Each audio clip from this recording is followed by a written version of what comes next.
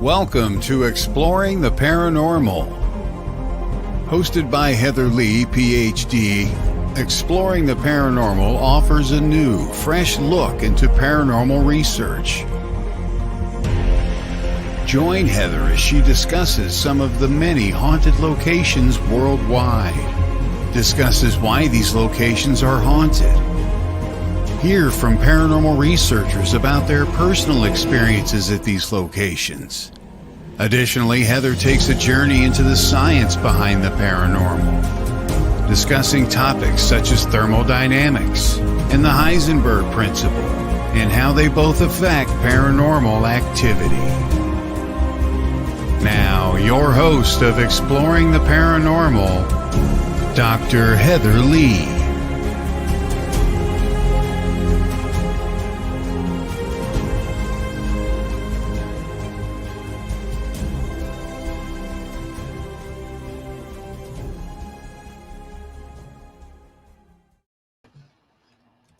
Hello, everyone. I am excited to be back, and I'm even more excited about my guest today. I will be bringing Adam on in just a few minutes, but like how we start every show, just a little bit about me, because I've been away for a while. I'm so sorry about that. I had a lot of things going on towards the end of last year, and then for those of you who don't follow me regularly, I did have knee surgery a couple weeks ago, and I'm still recovering from that, but I'm looking forward to kicking off this year right.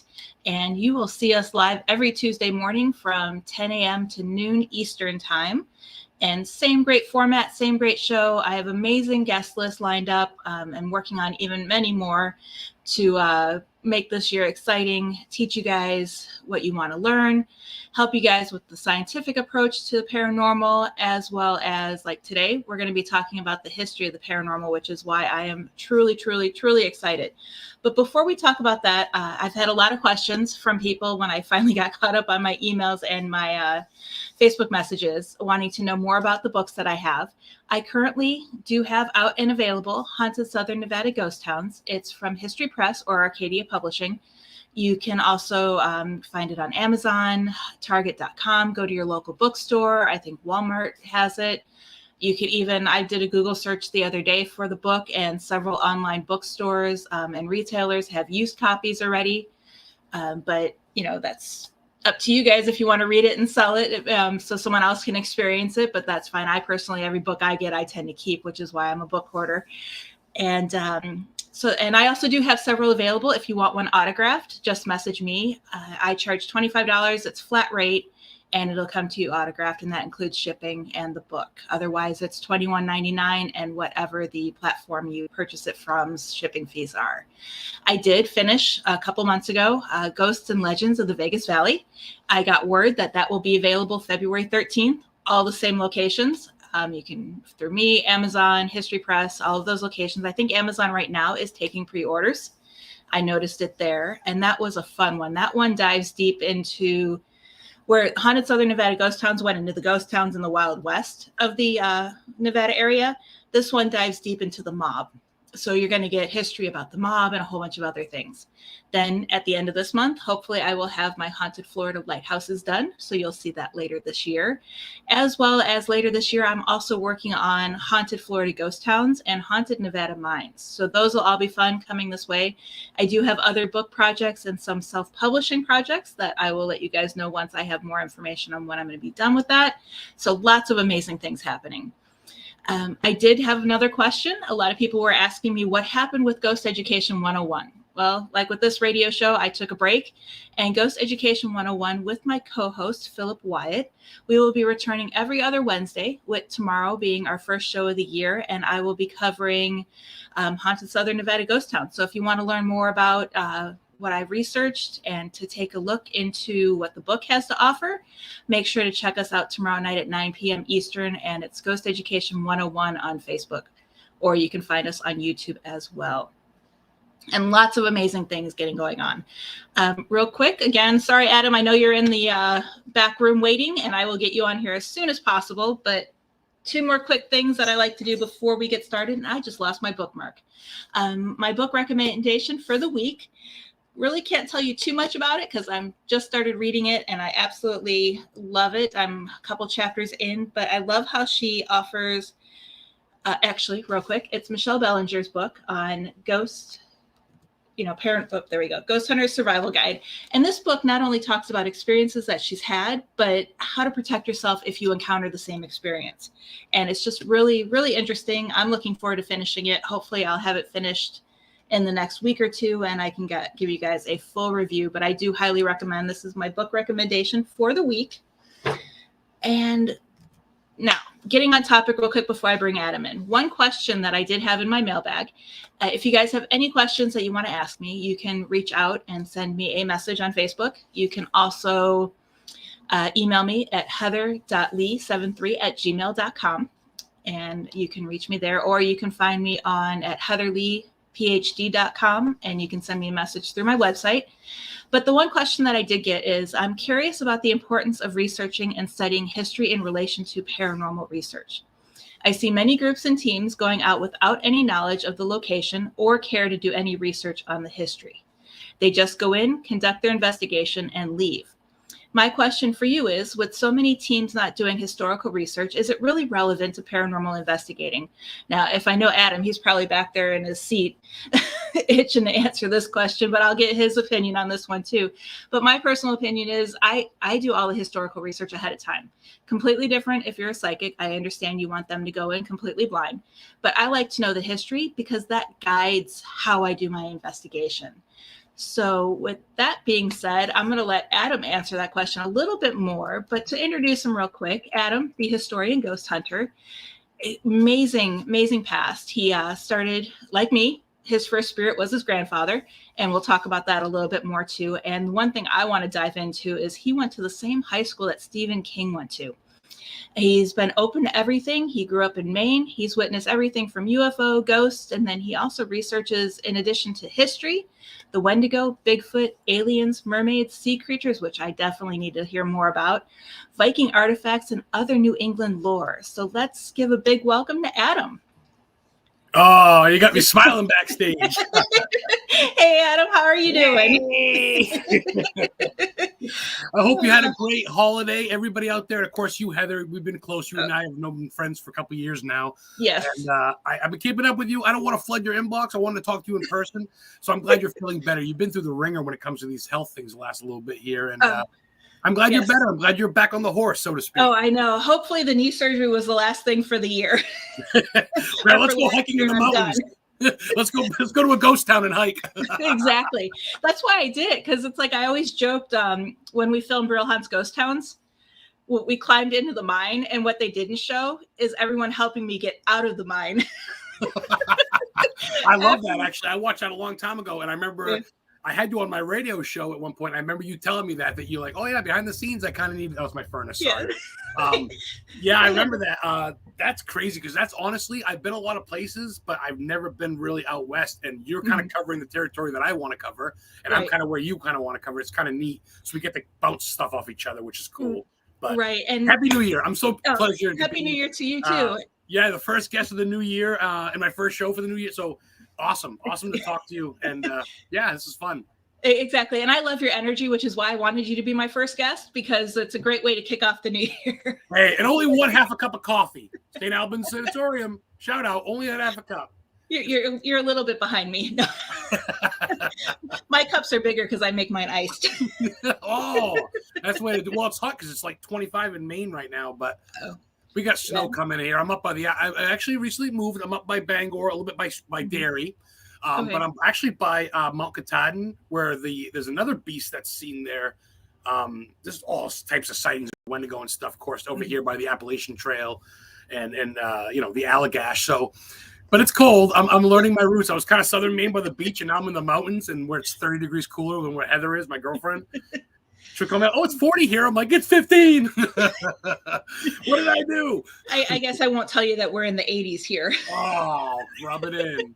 It was good for Christmas. And now that Christmas is done, I'm ready for summer. So yeah, we were cold on Christmas. We had a cold snap here in Florida, but it kind of it warmed up for New Year. Yeah, it's kind of going around. Gosh, Texas got snow, I think, even. So bizarre. So actually, since you said you moved up towards the mountains, have you read the book? It's by Muncie is his last name. It's called Ghost of the Appalachian. He does. Does he the same one that does the podcast? There's a Ghost Appalachian YouTube channel. I don't know if it's the same guy, but I haven't read that yet. You know what's funny? Okay. I'm starting to get into books, and I was going to message you, and I'll even say it now. You can quote me. I'm going to buy a book. I want a book signed by you because I got one that I just read from C.L. Thomas. You know CL? And Yes. she signed it, and I'm kind of digging it because now that I'm getting older and I'm up here, is winter solstice and the whole nine. I'm already halfway through Pet Cemetery. I really like reading books, and I want to start doing it. So I want a copy. I'll PayPal you after or whatever. Oh, I know the feeling. Like I said, I'm a book hoarder. Once I get a book, I don't get rid of it. It's neat. It's a lost art. It's like record collecting, right? It's coming back, you know. So I love it. I'm you know, why not? And I think reading, like even just Pet Cemetery, it's better than the movie. And I'm already halfway done, and I'm already like, wow, it's in my mind. You know what I'm saying? So it's cool. Yeah. I'd rather read than watch the movie. But his book, I met him at the convention here in Florida, and he does. He also writes for History Press, and he did Robert the Doll. He did all the Haunted Key West books. Ooh. And then he did one where he travels along the Appalachian Trail and did a whole bunch of stories along that one. And that's Muncie. I've heard of him. Yes, I've heard of him. Yes. Yeah. You need to get that book. That's on one of my recommendations later this year. Yes, and the read of the month or whatever you brought up. That looks like a good book too. Oh, and that of course is your book. Yeah. Oh, yeah, my book too. But you know, I only push it in the beginning. I'll push for you. I'll push for you, man. If you can't be your biggest promoter, who will be? That's how I used to just kind of wait and say, well, I don't want to seem too cocky or like, But now I'm like, F it. If no one's gonna sell me, I'm gonna sell myself. So I promote, and every day I'm going to, like you say, I'm going looking for mermaids or Vikings or movie filming sites. I don't get time for Netflix shows. Maybe when it's cold, but man, until I can't walk no more, you know, I love exploring like you. Yep. We need to meet in the middle and investigate together. That would make my life. That would be killer. I've been following you for a long time, since before I even started the Warren thing with you. I was friends with you, and yeah, the work you do is fantastic. Of course, your son, and of course your husband, he's not into it as much as your son is, like right there. Right. And awesome little family. He is too. I'm not knocking him, but you're the leader of that paranormal thing. You got a lot, and your boy's right there. Son's always been interested, so he started investigating with me on the team that I was in Vegas. And when I left that team, my husband didn't want me going alone. Smart. Because my son wasn't 18, so I didn't take him on residentials, and that's the main reason why he joined. And that's how, you know, the documentary came about. They found out he was like so excited to have a family of paranormal investigators. That was great. I loved it. They really focused in on that. It's like the family. And of course, some people might go, well, geez, you might be putting him in a bad environment, but you guys know what you're doing. Right. You take precautions. So it's different. It's no different than bringing him to a roller coaster. The fucking thing could snap and break. So, you know what I mean? So, so anyway, real quick, getting back to the one question that I was asked, how does history affect paranormal research? Honestly, you kind of stole my answer, girl. You kind of took what I was going to say. So I'm going to kind of piggyback off what you said. And I'm just going to, I guess, just kind of go with it and say she's right, because I'm not a medium. I don't claim to be a demonologist, none of that stuff. I know a lot of people do. Good for them. And maybe they are. But I love to know, if I go to a place and I get a recording of someone saying, Robert, that's Robert Manson. He died in 1943 of the fucking whatever. You know what I mean? And you realize, so you said that matches up. I don't want to just go back and then look for it after. You know, but a lot of these people, they like to go and they have their gummy bears and their pizza and they take selfies and TikTok videos and they go home and they kind of forget about where they went. They really don't care. I'm sorry to say that, but a lot of these people I see in the field are just want to get there just to say they've been there. Oh, the sanatorium. Ooh. And I'm like, I want to go to see where Al Capone was in the cell, or where Lizzie Borden killed her parents, or where, the graves where the UFOs seen, where in New Hampshire, Betty and Barney Hill, the black and white couple from the 1960s, America's first documented UFO sighting.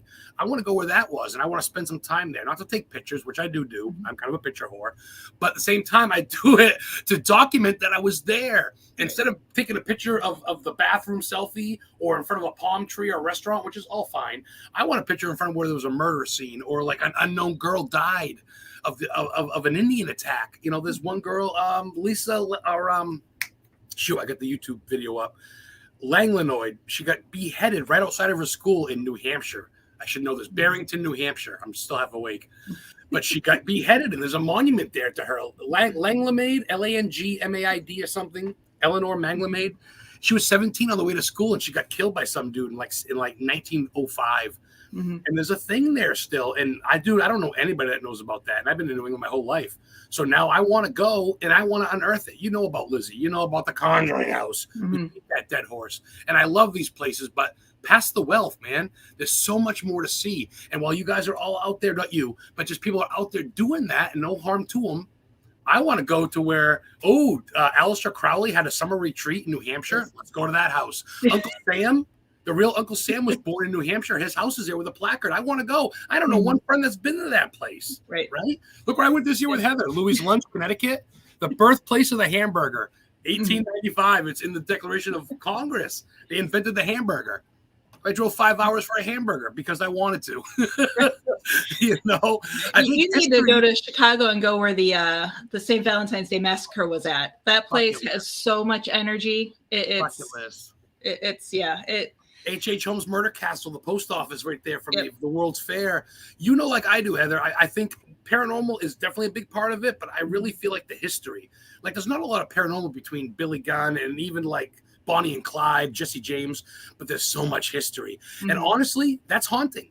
I think history itself is haunting. Going to a place where they robbed a train to me is haunting, right? Define haunting. A spirit going, boo, come on.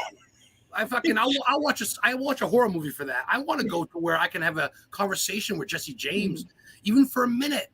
And if no one believes me, I don't care because I have that. No, you need to. Shameless plug in Haunted Southern Nevada Ghost Towns. There's a chapter on Prim where they actually have Bonnie and Clyde's clothes that they were shot in and the car. And that place is really haunted. People see figures sitting in the car. And light anomalies, not on video, but they actually see it with their eyes, just circling the car, and it's really interesting location. I love equipment, but 9 times out of 10, people that witness things are laying in bed or making a sandwich or walking around. They're not actually waiting for ghosts, right? Right. It usually happens when they don't expect it. And I think the ghosts wait. They wait for us not to be able to record them. Here comes another team again. Look, this one's got 4 cameras, Bill. I'm going to bed. Fuck these guys. I'll see you tomorrow. Exactly. So I think you're right. And I think with Bonnie and Clyde, is this the people they killed? Is this their energy that they brought with them spirit? Is it Bonnie or Clyde's spirit? Right. Yeah. I mean, people think it's Bonnie and Clyde, but I didn't actually get to do investigations there because they don't allow it. But it's just a lot of information from employees and people who have been there. Like the Whaley House. People go in, don't see nothing. The tour guides go, I've seen shit. I mean, the more times you go, it's like fishing. The more bites you'll get, I think. Mm-hmm. Right. Exactly. Yeah, that's why when we did training in Vegas, we went to the same museum and the same locations, same parks. Even if they weren't considered haunted, we went to the same locations. And eventually at one location, we started getting activity when nobody, whether we self-manifested it, I don't know. But it's like you said, the more times you go, the more interaction you'll start getting. Yeah. I mean, even Ed Warren said that 28 days is what this whole thing's based off of. Not to plug them at all or anything because no one's paying me to. But for the most part, I mean, I believe in Ed and Lorraine and I believe in some of that theory. They've been around for a long time. And the 28 days, I get that. Maybe not so much the 28 days to it. I can't imagine a ghost has got a calendar going, okay, guys, day 27, get ready to scare them tomorrow. But I think if you've been there for a month, the ghosts start recognizing you like a dog would. You guys stray dog for the first couple of weeks, he's going to cower under your couch. By week 3, the fucking guy's laying in bed with you. So, right. I'll lay in bed with a ghost. I laid at Lizzie Borden's house praying she'd come in bed with me, but that didn't happen. But I think the more they get to know you, it's like anything else. They're not aliens, right? They're once us. They may not have a brain, but they still kind of figure out what's going on, and they can get intimidated by these red bleep things that people bring. Honestly, Heather, me and my girl Heather, or I go to these places, I don't bring much but a phone. And I just sit by the grave sometime and I just talk. I don't need a TikTok plug. I just want to try to reach them. And if I get them, then next time I go, I'll bring a camera. But until then, I want them to know I come in peace. And sometimes it works. Maine's an eerie fucking place. We got so much lore, as you mentioned earlier, Vikings. Oh, boy. Native. Yeah, I have several questions later on for those. Real quick, actually, Heather is watching. I do need to reach out to her because I want her to get on the show. Oh, she's been quiet lately ever since Paranormal King got stopped. Her shows get stopped because Ross's mother passed away right before Christmas. If you're watching, I heard Ross, about that. Shout out. But we love you. She always talks. She goes, "Oh, Heather's having surgery. Heather's here." And we were really intrigued about the whole thing because we love the deserts. When you guys were in that ghost town, when those people that bought the buildings just to put them there. Right. Yeah, Exactly. that's our thing. Yeah, even Heather, I would love that. Oh, she's okay, in from you. Perfect. I'll message you after the show. And then Mike's also watching, and he'll be on next week. So I'll have more information about him at the end of the show. But I'm looking forward to having Mike join me next week. I want to shoot him in, Mike. Send me a friend request. I'm pretty good, dude. I put a lot of shit on my page, but it's here's a graveyard, here's a town, here's a movie filming site. It's not like it's just test names and pictures of my dog chewing on a candle or something. It's pretty decent shit if you like history and stuff. If not, unfollow me, but send me a friend request if you want, dude. whatever. I'm not everybody's cup of tea, but I gave that up, Heather, and I think you'll like that. We kind of beat to our own drum. Yeah, I'm in this. Yeah, I'm in that. Yeah, I'll do that. Yeah, this. But at the end of the day, I'm just Adam, and I just look for a good time. And I don't get paid nothing. I'm not sponsored by anybody. I just go out to have fun and hopefully encourage people to look around and realize you don't need to go someplace. There's a place in your town.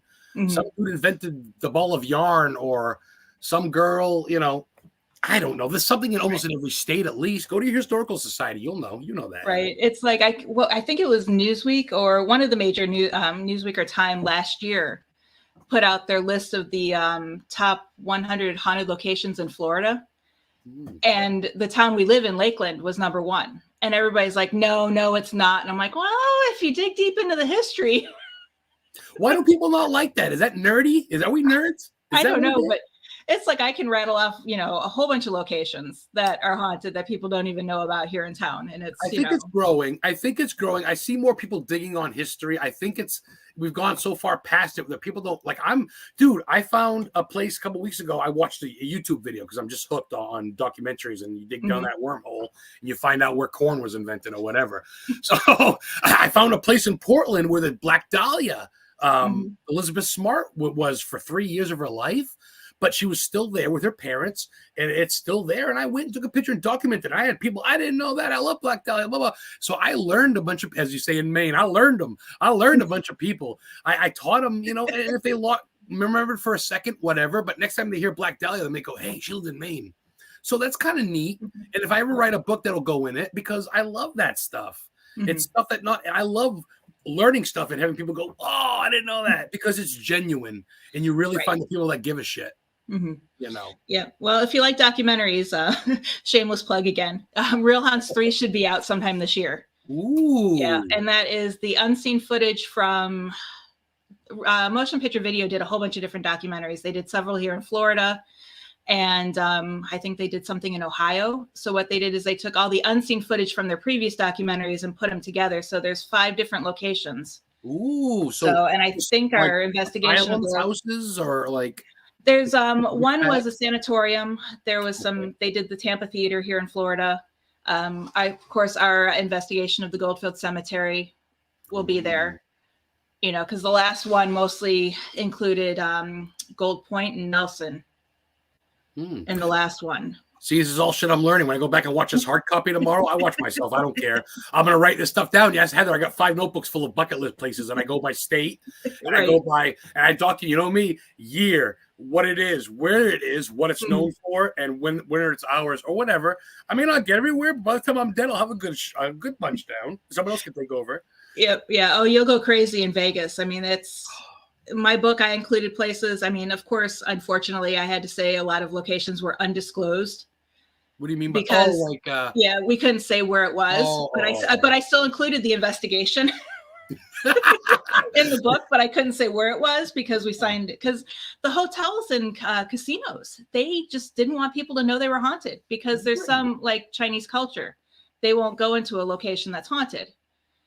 And they're the biggest. So the owners of this hotel they don't mind you going in there, but they don't want you mentioning their name because of possible clients in the future. Right. Yeah. And what's funny is when you do Google search it online, there's information out there that they're haunted.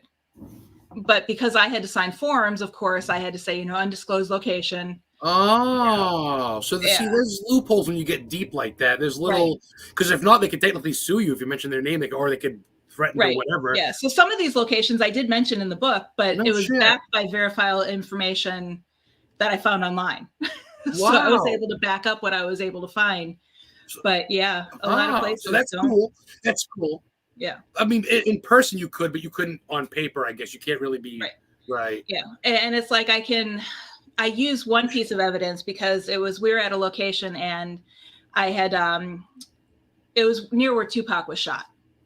Oh, and one of the my favorite investigators artists, with us, we had a group of guest investigators with us, and we were just kind of going around teaching people how to do it. And one guy said, I don't know why, for some reason, back then I always turned my camera off when we went from area to area, but this time I had my video camera still rolling, but you can see like the ground because I was just carrying it. And the one guy said, I wish we could have connected with Tupac here. And clear as day, we get, I'm right here. Whoa. So I share that, but I had to go in and I had to blur the whole video so people couldn't be like, I know that. Wow, that's so. But yeah, that's my most compelling piece of evidence outside of once Real Haunts 3 comes out, I'll be able to release it. But I captured a spirit of an entity in a window in one of the homes in Goldfield.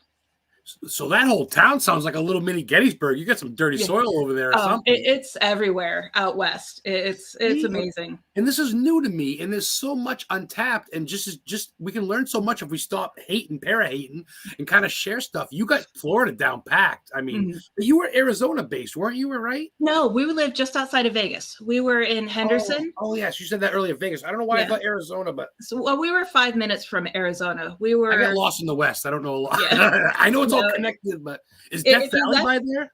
What was that? Death Valley, where Manson was and shit? Yeah, that's actually Manson is in my last book because he was in Belmont. Wow. And if you research Belmont, Nevada, you'll see that it's an interesting story. He actually camped out in a location and, while they were hiding from after the murders. And then in the Belmont courthouse, it says Manson family or Charles Manson and family with the date is etched into the wall. Whether he did it or not, we don't know. We don't know. He's dead now. So that's interesting. But yeah, no, if you left Vegas and went through Henderson, which is the suburb of Vegas, we were the last exit before hitting Boulder City, where the Hoover Dam was. So we were 5-10 minutes from Arizona. Oh, right on the dam. See, like that, it's not really haunted. I mean, some people it is making it, but it's historic as hell. Everybody knows Hoover Dam, right? Hoover Dam is haunted like crazy. Oh, I knew it. I fucking knew it. Yes, that's killer. You need my book. You definitely need my book. Well, Heather says she's gonna get it. She wants to. She's been to Vegas a long time ago, but not that stuff. Hey, Ken Torres, what's up, Father? Yep. Hey, Ken. But yeah, we're gonna talk later because I definitely want some books and I want at least one sign. I don't want to. Especially when it's cheaper to pay through you than Amazon. Is it? Why would I want to pay an extra $2 for an unsigned book of you? So anyway, but yeah, that's killer. So I know if I go to West Coast or even Southern, you're my girl, and you come up here, you got a place in New England or Maine. You ever been to Maine or Mass or Salem or? No, furthest north I've been is Gettysburg. No shit. Or no, New York. I've been in like Horseheads. Yep. Okay. So yeah, not quite New England, but you're on the cusp, I guess. Yeah. But Gettysburg was my place to go investigate when I was younger and just starting out. I left my fucking heart. I must have 8 hearts because I left 3 there. I tell you, I've been 3 times, and all 3 times, man, everything from Devil's Den to the poor girl that baked the bread. I know her name. I'm half away. Jenny Wade. Jenny Wade. Yeah. Just the Sachs Bridge, the Suicide Bridge. Oh, anyway. Spent a whole hour on Gettysburg. I love Gettysburg. And I love it for the right reasons. I mean, not just because people died there, but there was a lot of history there. Abe was there.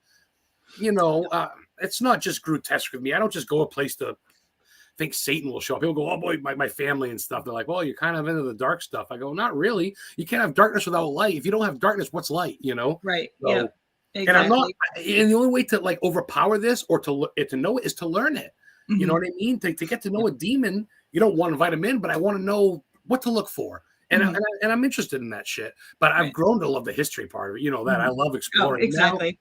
Now I'm on the movie stuff. Now in Bangor, I've been to Pet Cemetery filming sites. I've been to Graveyard Shift, the Langoliers Thinner, and I'm actually going.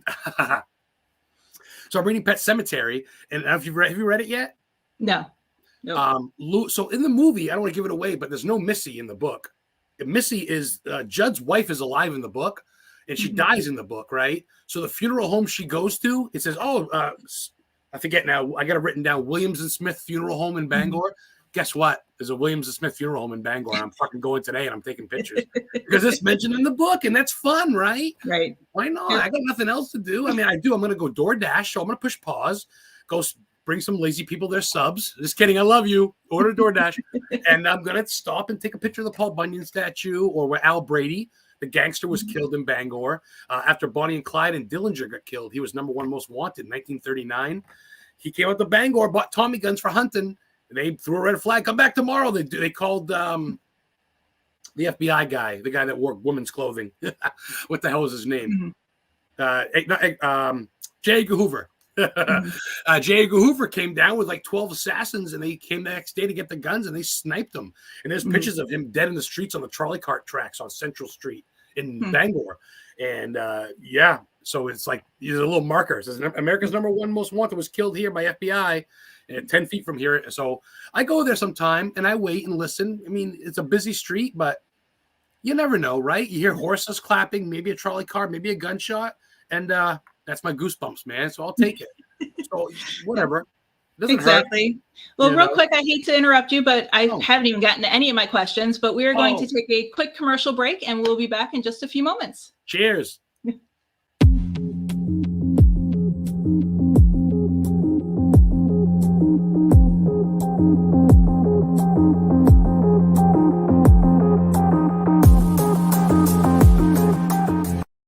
If you're a fan of the paranormal world, then you'll love WLTK DB Talk Radio. Talk shows bringing you the latest on everything paranormal, cryptozoological, metaphysical, true crime, psychic readings, and more.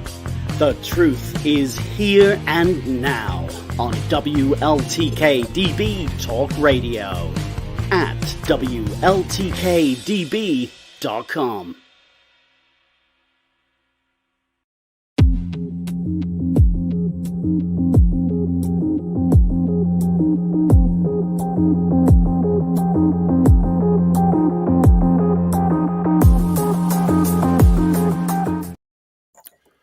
Hey everyone, and welcome back. I am here with Adam the historian. You caught me late in a fatty. Sage, it's sage, it's sage. You're protecting yourself before you go out. I do, and I love the smell anyway. Let's face it. But go ahead. I didn't mean to cut you off. Sorry. No, that's fine. Todd's backstage laughing. I tell you, people say I love your energy. You're a character. I go, I'm just fucking me. Some people honestly can't stand me, and that's fine. I don't hold no hard ground, but I love you, Heather. You know, we don't talk a super lot. You've been through a shit ton, and I don't try to cross my bounds. I can tell your inbox is full as fuck, but you know I love you. It's okay. I'm used to it. I just tell people I just might not get to you for a few weeks. That's why when you miss me right away, I'm like, I better get back to her while she's still on. Yeah, I'm here. Here's the link. Thank you. And real quick before we continue, I don't know. You were talking about Gettysburg and Devil's Den. Did I ever tell you the experience I had at Devil's Den? No, please tell me. It was when I first started. Actually, not when I first started. I was probably early mid-20s. My parents and I always, our summer vacations were to Gettysburg. We went to Civil War sites for vacations, Gettysburg, Williamsburg. We did Savannah, Georgia a lot. So we were in Gettysburg, and I was just kind of exploring. At the time, I was a photography major, and I was taking photos around Devil's Den and walking around, and nobody else was around me. And all of a sudden, coming up towards me was a guy dressed in a full Confederate uniform. I didn't think anything of it because at the time they were having a reenactment at Gettysburg. I've heard, yeah. So I didn't think anything of it. And he walked by me, didn't say a word, tipped his hat to me, looked me straight in the eyes, and then just kept walking. I was like, I need to get a photo of this guy. So I took off running after him and turned around the boulder, and he was gone. Oh, my. He was nowhere to be found. And where he was at, I would have seen him running away or walking away. I got goosebumps under these long sleeves, I tell you. He was nowhere to be found. And then the more research I've done, and I've started doing more research recently, I came across a photo of the body in the famous Matthew Brady picture. Ooh. I came across a photo of his enlistment photo. when he joined the military. And it looks just like the guy I saw. And the more research I've been doing, Matthew Brady's assistant actually staged that photo, pulled that body was photographed 70 yards away on the battlefield. And then they took the body and staged it. No way. At the, yeah. Are you kidding me? He admitted it before he had passed many years ago. But his assistant, to get the best, because there was a lot of competition in photography back then because it was just coming out. And to get the best photos, they staged the Confederate soldier with the gun and everything, making it look like it was a sniper. And there's a lot of controversy on it. People are like, no, that didn't happen. But I found several articles. Wow. See what happens when you research and you dig? Yep, exactly. I mean, as heartbreaking as that is, I mean. Yeah. Wow. And that's the guy who I from my memory, that's who I saw walking by me and tipping his hat. And so he's still hanging around there. Wow. I tell you, you know what's funny? I'm not, obviously, I've heard that from some people. I haven't witnessed it. I heard gunfire. And I remember talking to the tour guide. I'm like, is there reenactments? He goes, look around you, but no one's shooting guns around here. I go, this happens all the time. I go, get the fuck out of here. And I feel like there's someone in the woods going, oh, yeah, shoot the blanks off.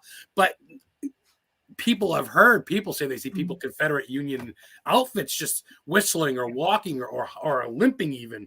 And then they go to take a selfie or a picture. I've heard it 3 or 4 times, but wow. Yeah, it's like Mark Nesbitt. I did all of his tours whenever we're in Gettysburg. He does the haunted Gettysburg tours. As well as he writes all the books and everything. Yeah, he set up downtown in the big building, in a little. Yeah. And one of his encounters, or not his encounters, but someone told him that, and several people have backed it up, having the same experience. There's one building, I can't remember exactly where, but when you take the elevator to the basement, which used to be a military hospital during the war, the doors will open and people will step out and have it's like they've stepped back in time. They see all the spirits of the people laying in the beds, the screaming. They said they can smell the flesh. Oh, it's horrifying. And the minute they get in the elevator and go get someone to come witness it, the doors open and it's a basement. Oh, that's horrifying. Yeah. It's like an acid flashback, but worse. It's like walking into the Shining Ballroom, but worse. I mean. Right. If it was me, I'd be in the elevator all day long. Basement. Nope. Okay. Top floor. Basement. I can see you. Nope. Let's test this out. All right. Here we go. Take number 5. How long am I going to be here, Mom? Quiet. Let's go. 5, hit the button. I've heard of that hospital. I haven't heard that story though, but I know there's a couple hospitals, so I shouldn't say I've heard of that one, but fucking Gettysburg, huh? Oh my God. Let's meet in Gettysburg. Let's do it. 2023. I haven't been there in so many years. I'm missing it. Let's Heather's never been, and I gotta bring her there and get her. I gotta be her first. I gotta bring her to Gettysburg. I gotta break her in because Gettysburg is we've been to Salem. We want to do New Orleans, but Gettysburg's the big 3 in America, in my opinion. Gettysburg, Salem, and New Orleans. You don't get much more spooky than that. You know. Charleston is very North Carolina? big. Is that Charleston, North Carolina, or no? Yes. Okay, yep. Or South. One of the Carolinas. I'm like drawing a blank. Not enough coffee. Not enough coffee and pain meds. Oh, you got a bigger coffee than me. Who you kidding, girl? Okay, I'll blame it on the pain meds from the surgery. You're trying to balance out. Now you're just even, so you got to get more caffeine in you. What do you drink? Your coffee black or you get creamer? Black. Yeah. Me too. If I go to Dunkin' Donuts, I get it with cream because they make it so strong. You got Dunkin' down there? Oh yeah, everywhere. I thought it was just the East Coast, New England. I didn't. No shit. No, it's we had like 1 or 2 in Vegas. Good old kidding. I went to the first ever Dunkin' Donuts in Quincy, Massachusetts, 1954. I went to the spot it was built. It got demolished and they built a new Dunkin' Donuts, but that's the spot. They got a big placard. The first is 24 hours. Right in the same town Whitey Bulger killed people and Johnny Depp portrayed him in Black Mass. What a great fucking movie. Real quick in chat, Jean Tewksbury says hello. Yep. She's the curator of the International Cryptozoology Museum, the one and only run by Lauren Coleman in Maine. She's going to be my guest this Friday. She's got a gift for me, too. I'm going to go stop in and see her Friday, and she'll be my guest Friday night. She knows her shit about mountain lions, Heather. Okay. Definitely, Jean, reach out. Connect us together after the show. I'd love to have her on. You should. Yes, exactly. I'm always looking for some different people than my standard. Well, I don't want my standard people on my show. Yeah. I want to switch up and ask you, are you into that shit? Because you must believe in lions. Cryptozoology? Yeah, just Mothman.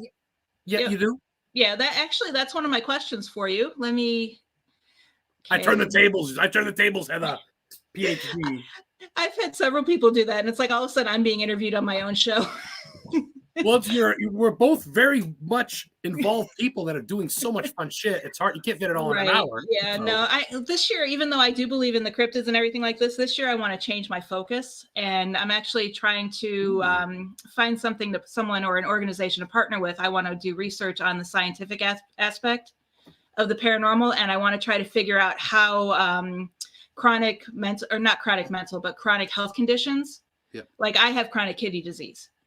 And do people with chronic conditions have more paranormal experiences than others is what I'm trying to. And then the other theory I have is dementia. But it's one of those things. It's like, how do you go to a doctor and say, hey, I want to do some research? Is dementia them really losing their mind, or are they time slipping? Ooh. Or are their relatives coming and visiting them? So I want to take more of a scientific approach and try to get answers to all of that. History, science coming together instead of just like I said, man. When I first kind of started, I mean, obviously I've always been into it. When I first kind of got in the team, I loved the whole pizza party and group hunts and 18 people in a room watching a cat ball move and all oohing and ahhing. But I've gone past that.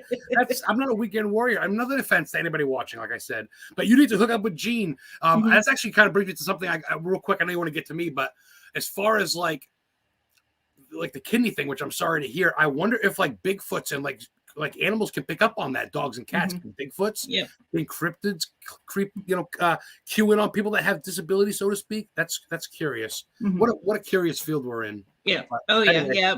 My son's theory on Bigfoot was he thinks it's the ghost of a caveman, which is why we don't always see it. They say that the Bigfoots were the old us and aliens are the future us, and we're in the middle. I fucking heard that. That's crazy.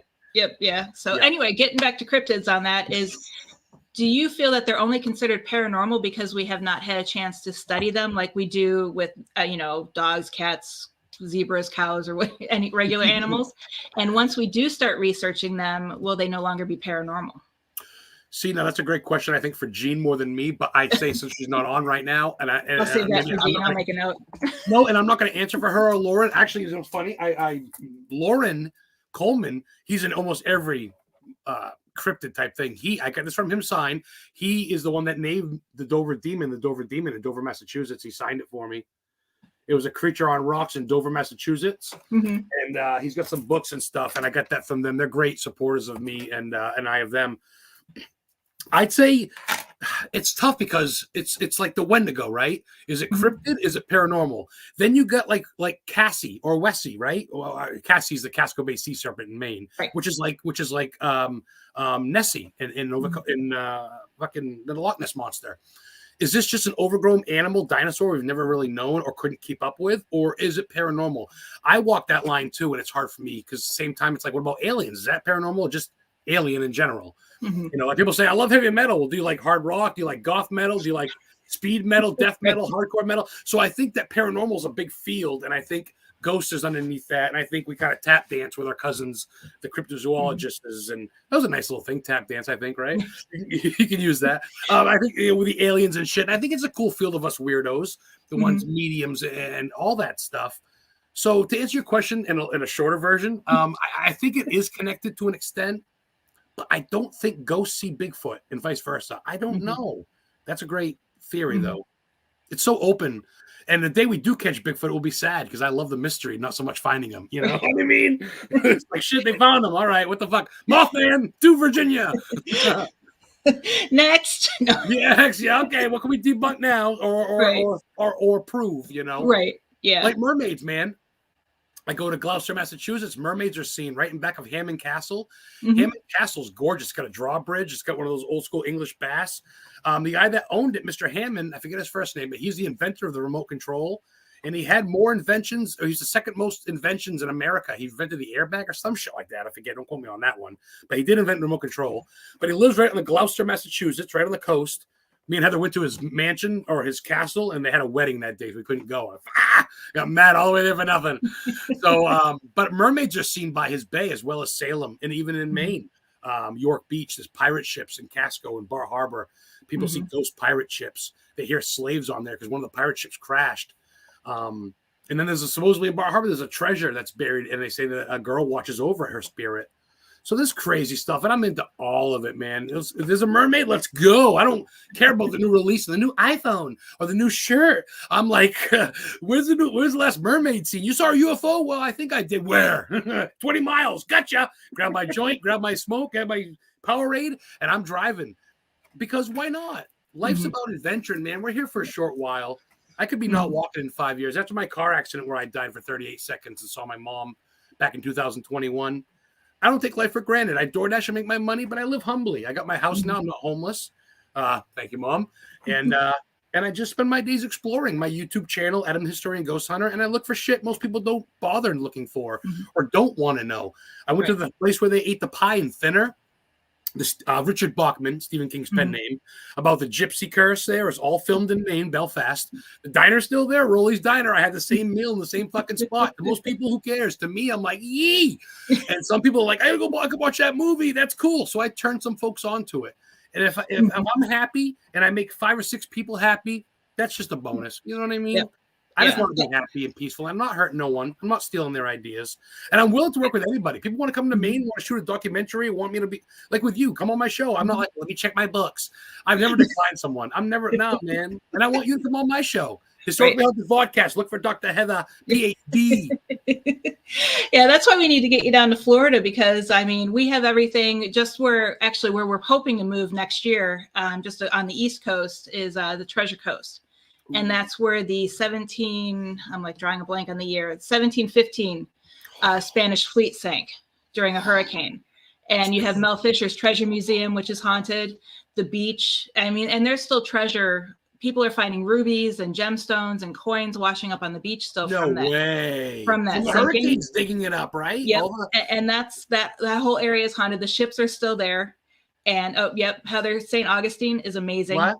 St. Augustine is amazing. The lighthouse is the oldest in America. Plus, they say St. Augustine was founded 2 years before Plymouth Rock. Yep. No shit. So it was,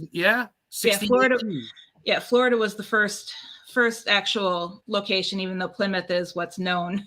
Textbooks feed us shit. History is written by those who want it to be. Remember that. There's more than meets the eye. And if you're like Heather and I and you dig a little bit instead of just sitting there, I'm not gonna lie, dude. I watch wrestling. When I get numb, I put on wrestling. I watch The Undertaker. I'm like, all right. But most of the time when this noggin's thinking like it is now, I'm ready for the fucking, let's go. Let's write down info. Yep. And I love it because people go, you haven't seen it all? I go, are you kidding me? I barely scratched New England, bro. There's millions of places. Yep. So, and here just Robert the Doll. Yeah. Well, Robert the Doll. Oh my goodness. He's amazing to see. But on the West Coast where we're at right now, we have a place called John's Pass, and it's Treasure Island in Madeira Beach, and it's an old fishing village. So you have everything from pirates, spirits of rum runners, and then they have a drawbridge, and on the drawbridge at night, people can see 2 Confederate soldiers walking. Oh, shut up. So you have everything from pirates to the Civil War to when it was a fishing village to you name it. And there's ghosts right by the coast. There's some sort of sea creature. There's USOs seen, which are unidentified submerging objects. Like you, come on, this whole land's not fresh. Any place you've been, someone's been or possibly still there. Right. That's and what you'll like is we take a dolphin cruise all the time, and I'm always going around like, that place is haunted. That whenever they're talking about the different locations, but there is a home that you'll pass. And the pool house is where they filmed Cocoon. Ooh, great classic movie with the pool. And they're all no way. Right. Yes. So, and that's down here. And we pass right by it every time we take this dolphin cruise. You seen any gators yet? You must. Oh, yeah. Yeah. I've seen, when I first moved to Florida, it was 97, I think, when I first moved here. And I'm driving and there was a gator. His nose was like at the center of the road and his hind legs were at the side of the road. So his tail was still in the grass. And I don't know what I was thinking, but I'm just waiting for him to pass, but I locked my car door. This was before the car doors automatically locked when you put them in the drive. But I was like, and I'm like, why am I locking my car door? It's not like he can get in. He's going to stand up with his little hands and go, let me in, little tiny. He's going to lift the handle. Here in Maine, we got deer and moose. And over here, you got fucking gators and fucking, that's killer. Gators and sharks. But I mean, it's not as long as you stay away, the gators usually can mind their own business unless they've been fed. But once they've had human interaction, they're pretty good at getting them out. I don't blame them. If someone got in my face with a piece of bread going, hey, I'd bite his face too, honestly. Right. I mean, you got to give the animals respect like you would humans, like you would ghosts. That brings me full circle back to what we said earlier. Don't go into it like, come on, show me something. You start calling people out, they're going to say, fuck you. You're either going to get hurt, possessed, or they're just going to leave and you're going to get stuck there twiddling your thumbs. So no, I've only yelled at a ghost once. And that was because I was physically attacked. And it was, they, karate swept my feet out from underneath me. I flew up in the air and I was cleansing the home at the time. And I was doing the window and I was standing in the bathtub because I was in the bathroom because they had a big garden tub and then a big window. And I stood up and I treated that ghost like it was a 2-year-old. We don't do that. You don't do that to people. Bad ghost. We took your fucking legs out from underneath you though, Heather. You could have knocked your head out unconscious. Yep. And it was, and I've always had knee problems even long before that, but everybody's like, that's where your knee problems came from. It's like, no, I've had knee problems long before that, but yeah. No, that's walking around the rocks and desert and fucking looking at the ghost towns. That's where my knees went out. Yeah, it's the years of tennis, and then they removed my cartilage when I was in my 20s. Oh, Jesus. Yeah, I knew knee replacement was coming. Yeah, you've been on rubber legs since for a long time, girl. Shit. Exactly. Well, I tell you, this profession, unless you're just a sit-at-home YouTuber or you I guess read cards and shit. If you're like you and me that go exploring, it's not easy. These places are tailor-made. Movie filming sites in these places, even graveyards, and none of them are not upkept. There's holes, there's pits, there's fences, there's rocks. You gotta, man, I tell you, a lot of times me and Heather end up on our face, and I go, shit, I'm glad I wasn't recording. And if I do, I keep it. I don't care. But there's some sketchy stuff, man. I went to Pennsylvania. They had this highway, the Allegheny Highway, and on the side of it was a big shot of the mountains. You could see it in Pennsylvania, and they had a big building was torn apart, rebar sticking out, and I got a video of it somewhere, and I'm slipping down the rocks, and I'm like, I said, exploring's not for the faint of heart. It's really not. No, it's like even the Gettysburg, the Goldfield Cemetery. Yo. Just walking, even behind the headstones, there's so many pockets underneath the dirt that I was like, here I'm like fearing, oh my God, I'm going to fall into a grave because the whole thing's going to open up on me. Stephen King movie. But it's like your feet would just, and it wasn't even muddy. I mean, it was dry. Wow. And it was years of sinking in though. That's the coffin compressing, possibly breaking. And they were also relocated because the cemetery used to be in downtown, and overnight in one single night, the official ghouls is what they called themselves. They pulled up and dug up all the burial sites and relocated them outside of town. Oh, that's a no-no. Yeah. Well, it's because they didn't want it. This was back in the 1800s. They didn't want the train actually stopped. And when you got off the train, you stepped into a graveyard. Tough shit. Or so they didn't want that when people were coming to town. So they. No, I know. I watched Poltergeist too many times, man. If you do it, you better move the bodies too. That's all. Don't shortchange death. They know, man. They uprooted the whole cemetery and moved it just outside of town. All right, well, that's kind of cool. At least they didn't just move the stones and leave the bodies like they do. No, they pulled everything and moved everything up. Oh, that's cool. Well, I can dig that then. That's fine. It's just sometimes people try to shortchange. People, they got to save money. And in Maine, there's a lot of lore. There's this place, Flag Mountain or something, where there's a cemetery where they dug in back of it and they hit the rock quarry, so the water came in, so they moved the headstones, but not the bodies, and now it's a lake, and they say it's a lake of the dead. I haven't gone there yet, but supposedly the bodies are still underneath. I think it's in Bucksport, actually. Sarah Ware was out there. She got beheaded, right? I went to her grave. They never found the killer. They kept her head in the evidence locker for 95 years until they reburied it with her body. Can you fucking imagine? Mm-mm.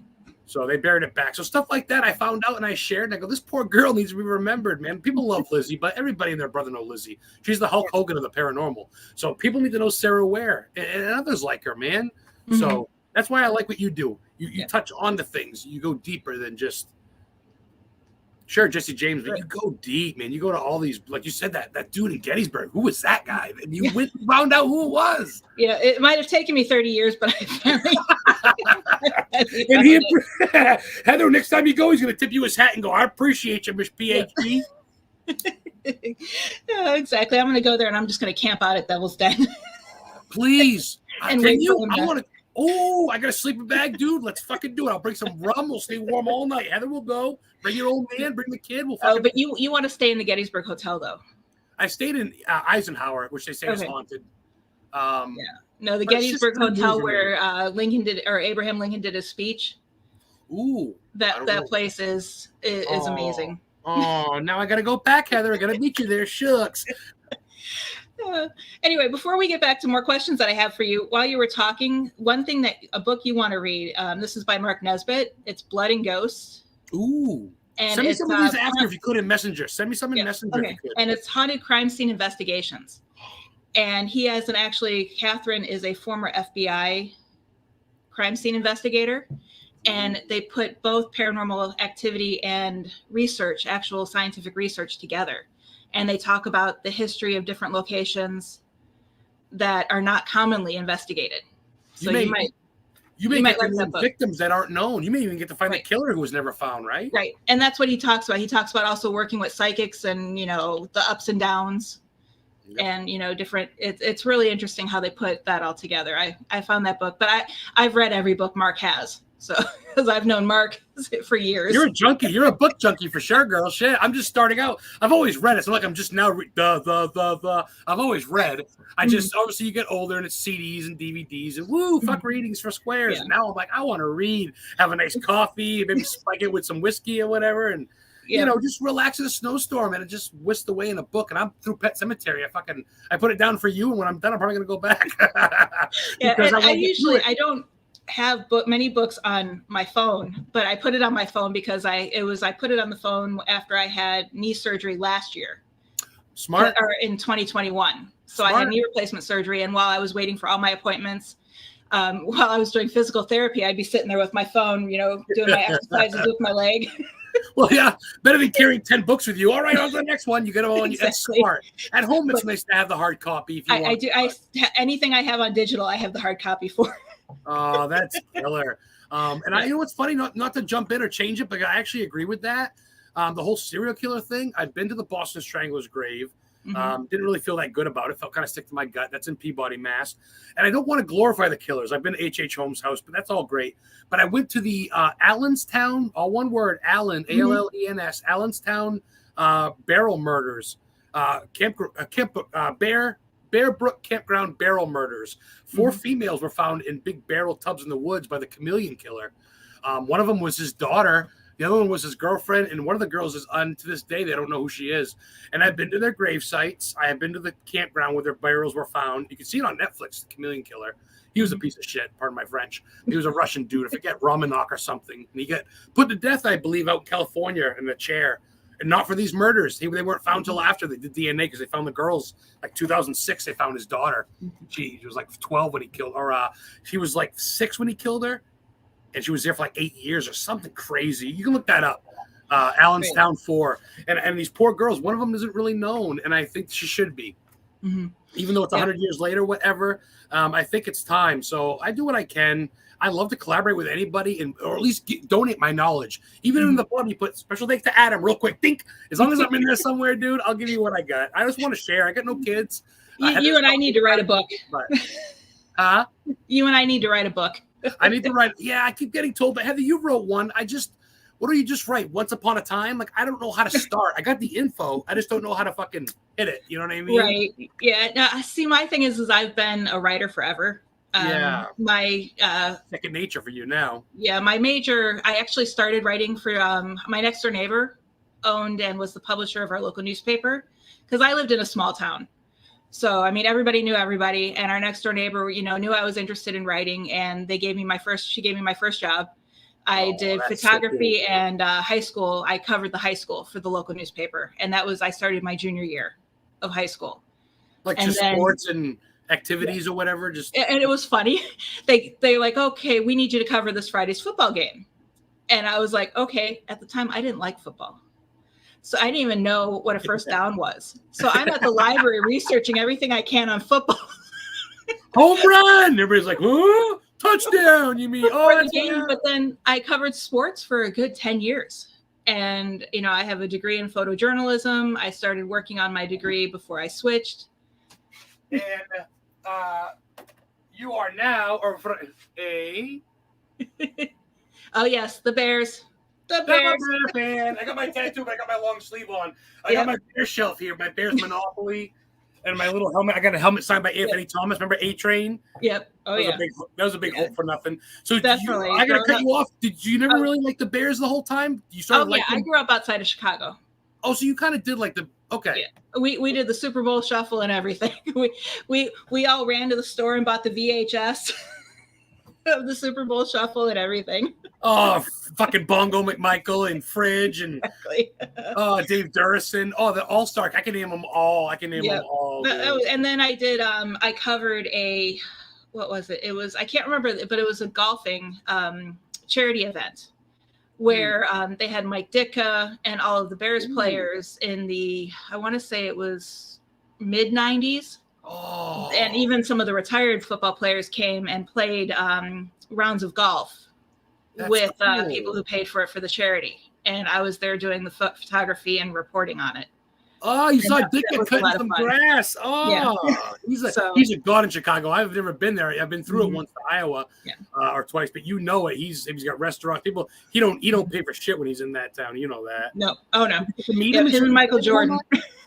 Did you get to like hug him or touch him or shake him? No. I had to be professional. That's hard for me. That's why all these people I've met, it's like I had to be professional. And it was like, I wish I wasn't. Because I met Danny Glover. I saw the pictures of you and Stay Puffing them at the thing. You got your little fangirl side. I saw them. I wanted to go to that so bad. I saw you guys representing the Warrens and just yourself. And you guys had fun. You would Stay Puff with the girls. Like, oh, that's killer. That was when I saw, because the girls are my favorite. I mean, I know not a lot of people like it, but I like the new Ghostbusters with all the girls. They're awesome. And so when I saw her with the younger girl from the newest one, the cow's playing, I'm like, I gotta get a photo. The ghost looked the best in that out of all of them. Even the newest one, the ghost looked so like, wow. Right. And I love their car and I love their attitude. I love the appearances when Dan and them answer the phone and shit. So that's cool. Yeah. And this group, they travel all over Florida and they actually have an Ecto-1 that they've refurbished a car to look just like the Ecto-1, and they go, and they raise money, they do charity events, and I'm in the process of getting them on the show because they're here in Florida with me, and they do a lot of great work. There you go. Yeah. You got to have fun with it. We got to be serious in this field, but this has been kind of a goofy hour. But you know me, I mean, I'm serious too. I love my history, but at the end of the day, man, if people can't walk away from this laughing and smiling and thinking it was fun, then what the fuck's the point? I don't want to come on and go, I've written a book and you can see me on Paraflix and I have this on that and .com, and that's all good too. And I'm not trying to knock anybody. And I guess I just am who I am, and I appreciate you liking that and understanding that. Because some people don't like my energy. They think I'm too much on coke or something. I'm not. I smoke weed, if anything, to slow down a little bit, but I'm hyper, dude, because I'm living. I could be dead and I'm live, and I get to go check out cool shit. I get to go. Exactly. I mean, why not? Life could suck if you wanted to. It's how you look at it, man. I have my days. Heather kicks me in the ass, my Italian girl. She go, wake up. She gets me out, and let's go look for the witch's grave. We'll go look at a witch's grave. Mary Nason. They got a concrete stone above her grave, about 4 inches thick. There's jewels, money, bottles of Bacardi in York, Maine. 28 years old. They killed her for being a exorcist and an herbalist at 1892. Mm-hmm. So we go there. We just hang out. We look at the black crows, her familiars. We just talk. And if not, you two complement each other really well. Appreciate that. Well, you as well. Your husband, he's not so spoken, but he's right there with you. Mm-hmm. You got to have it. I never understood guys and girls that do this shit alone and their husband or their wife stay at home and feed the dog. I go, wouldn't you want a partner to be your friend in this field? I don't know. So I'm surprised we're still married after my knee surgery. You've been through a lot. He's a warrior too. Yeah, but you be there for him. You know that. It's like I'm constantly messaging him, hey, the dog needs to go to the bathroom. Hey, I need some water. He knows you'll be like the $1 Million Man here. You'll be like Steve Austin there in a couple of years. It'll be all brand new parts, and you'll be able to take care of him. He's just waiting on his time. yeah, exactly. Hey, Jeff, how are you doing? And Jeff agrees. A lot of people in the paranormal take themselves way too serious sometimes. It gets old. At these, come ghost hunt with me for $95, pizza party and a ghost hunt, and meet me and kiss my ass for an hour, and we'll talk and not even ghost hunt. Mm-hmm. I did that a couple of times, and with things, and I'm not going to name drop people, but I said, you know what? I have more fun with just me and Heather in a graveyard alone, mm-hmm. or going to where they shot. I went to where they shot Pet Cemetery, where Gage got killed by the truck, and I laid in the road. Probably not good karma, but I get there. Heather took a picture because it's fun, and I went to where the field where they had the picnic. The baby. I went there, And yeah, Hancock, Maine. And you know what? I could die tomorrow, dude. And I went to some places I've wanted to go my whole life. The Hocus Pocus house I've been to in Salem. I've been to, you know, the Satanic Temple. I'm not proud of that, but it's still pretty neat in Salem. But I want to go there just because I'm curious. It's pretty different. They got artwork everywhere. They have Ozzy Osbourne, of course. They talk about music. But a lot of it is like the stuff they use, the wardrobes. And a lot of it is actually Catholic stuff, too, because you really can't have Krampus without Santa Claus, so to speak. So you got to have... So it's different to see all sides. It's just like you. You're open to all religions. I'd go see a Jewish place. I don't care. So when it comes down to it, I'm a good person, and I have a strong belief in my spirit. That's all that I'm good, dude. I'm good. And you know that. You're Yeah. So one question I do have on my list is, what was it like going to high school with Stephen King? Or not with Stephen King, but the same high school as Stephen King. I wish. You got me. You know what's funny? I bought this the other day on eBay because I just love the fucking dude. I got this mug staring at me every time I do a show or something. No, of course, going there at first, you didn't really know. And then, of course, growing through the years, you start watching. Like my first movie I watched at 9 was The Shining. My dad went hunting for deer, my stepfather. My mom stayed up. I couldn't sleep. Come watch a movie. You can handle a horror movie. You're 9 or whatever, 8, before I saw my first ghost, coincidentally. And then I see an elevator with blood and 2 chicks covered in blood. I go, what the fuck is this? This ain't Mickey Mouse. So I caught on quick. And then she told me this. He's from Maine. Then you do research, and he grew up right across the river from me in Durham. He lived in Portland, but he moved to Durham, which is right next to Lisbon. I've been to his childhood home on Runaround Pond Road, which is mentioned in a lot of his books. At the end is Runaround Pond. That's the leech scene in The Body, Stand By Me. Next to where he lived, which I got pictures of his house, still there. I talked to the owner. She was cool. Gave me an apple from the tree that he used to sit underneath. Right next door is a Methodist church, which is the oldest in New England, still standing. It's just called the Universitarian Methodist Church. He preached there. He attended there, and he preached there as a minister for a little bit, believe it or not. So going to the high school, you hear a lot. I had the same English teacher, Prudence Grant. She's got to be dead now, unless she's 150. I never liked him. He wrote bad stuff. I always thought he was a brat. She didn't like Stephen King. Everybody else did. The librarian had a book that he signed out. You know, King was his dad's last name was Pollock. And after the war, he officially changed it to King before Stephen was born. So Stephen should be Stephen Pollock, but he's really Stephen King by court. I found that on Wikipedia the other day. Wikipedia, you rock. I find out new shit, so when I jump on him and go to hump him, he'll know I'm cool. But if I start going, Stephen Pollock, I go to his house all the time in Bangor, pray, and he'll see me. I leave my cards for my show there and shit. So I went to and I started learning, and then you start realizing that's pretty neat, and you start realizing he's the Edgar Allan Poe of our time. He's the Longfellow. He's the H.P. Lovecraft, so to speak. The books he's written. I mean, they're almost all movies are miniseries, and people just know. You really can't say Stephen King when someone going, "Who's that?" I mean, come on, face it, right? Am I right? Yep. So, and then I realized Pet Sematary was filmed at Mount Hope Cemetery in Bangor. It's America's second oldest garden cemetery. Second oldest. Let that sink in. It's fashioned after Mount Hope in Cambridge, where Longfellow's buried, Cambridge, Massachusetts. It's fashioned after that. Big, beautiful cemetery. There's going to be 5,000 people buried there. Hannibal Hamlin, America's first vice president. He was underneath Abraham Lincoln. He played cards in Bangor at the Tantrum Club. He died, had a heart attack while he was playing cards. So he couldn't have been president when Abraham Lincoln got shot because he died first, believe that or not. He's buried there. The couch he died on, you can see it at the Bangor Public Library. I've been and touched it. It says Hannibal Hamlin, America's first vice president, died here, 1893. Don't touch. I go, so dude, I'm not touching. Yeah, it's a Stephen King world up here. And going to a school was the Iceberg. Of course, I name dropped that because why not? If I went to school with John Wayne, I'd probably say that. So to go to the same school as anyone, and you look at Wikipedia, he was a Greyhound in Lisbon. That wasn't enough for me, especially now that I'm actually like in the field, so to speak, or whatever. And now that I've moved away and I'm 45 minutes from Derry, Bangor, I've been to Dexter, Maine, which is where they do Dexter shoes. I've been to the Historical Society there. They have a shoe they made for Shaquille O'Neal, size 22. It's on display because they literally made it for them. They have a big shoe company. But downtown Dexter's a big store, Rennie's and a clock tower. That's where the beginning of Creep Show 2, the miniseries movie was filmed. Where the creep comes down, he goes, and he's throwing out magazines out of the truck, and it says on a main plate, and it says creep. It was right there. So I go every day hoping I'll see him. I don't know. I just like to go because it was there. And I go to Rennie's. I'm like, Creep Show was filmed here. They go, what? Kids, millennials on their fucking, what? What's Creep Show? I go, fucking, where's your manager? I got to the manager, go, hey, were you here when Creep Show was filmed? He goes, oh, I heard about that. I couldn't get any info out of these people. So I went to the Historical Society to get some info. So I'm kind of obsessed now. My paranormal has turned into movie stuff, but I'm almost done. I went to where like Storm of the Century was filmed, Southeast Harbor in Maine. Bun and Sin, come on in. You know, I love it because it's history too. Because I go to these towns, then I go to the historical society, donate $1, buy a mug or a shirt, and then I get a tour of their old graveyard, or I get info. Oh, over here's the old house. Well, this has been fishing since 1912. So not only am I learning the movie, which is cool, pop culture, self-love, but I get to learn the history of the town, and I get to take a picture. I've been to this town, Swanville or whatever. People go, that's a town. So whatever, dude. It's kind of neat, and I feel like I'm making my own history book with my Facebook, which I'm not getting paid for. So I kind of want to make a book because I get this info, and I feel like it's good shit, and I feel like people that really dig it go, wow, that's fucking fascinating.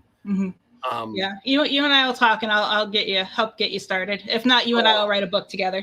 Oh, that would be. I mean, obviously, let the holidays pass, let you heal up. But this spring, let's seriously. But in the meantime, definitely. I want a book. I took a lot of your time. I'm a talker.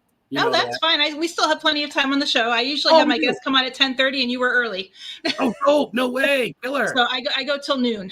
Oh, sweet. All right, cool. I don't know if you were shooing me off. I do the show too, so I'm always kind of being like, hey, so yeah, great show. No, not at all. No, I still have questions I need to get to. I'm fucking free. I'm going to DoorDash or watch a movie after, dude. I'm good. Yeah, one question I do have, and I get asked this a lot because I know everybody has their own process, but how do you start your research process, and what resources do you use? Boy, I almost want to ask you that question first, just to see. What do you do? Seriously, please, let me ask you first. I just basically, I'll write down different things, like if it's, like for the actually Haunted Southern Nevadas, I really can't talk too much about because that basically was the outline from the documentary we filmed. So that was a given when I wrote that book. But for like the Las Vegas one, I just went through and I did a quick Google search of haunted locations in Vegas and just started writing the locations down. I didn't dive deep into there or anything like that. And then I went through and added the locations I knew were haunted.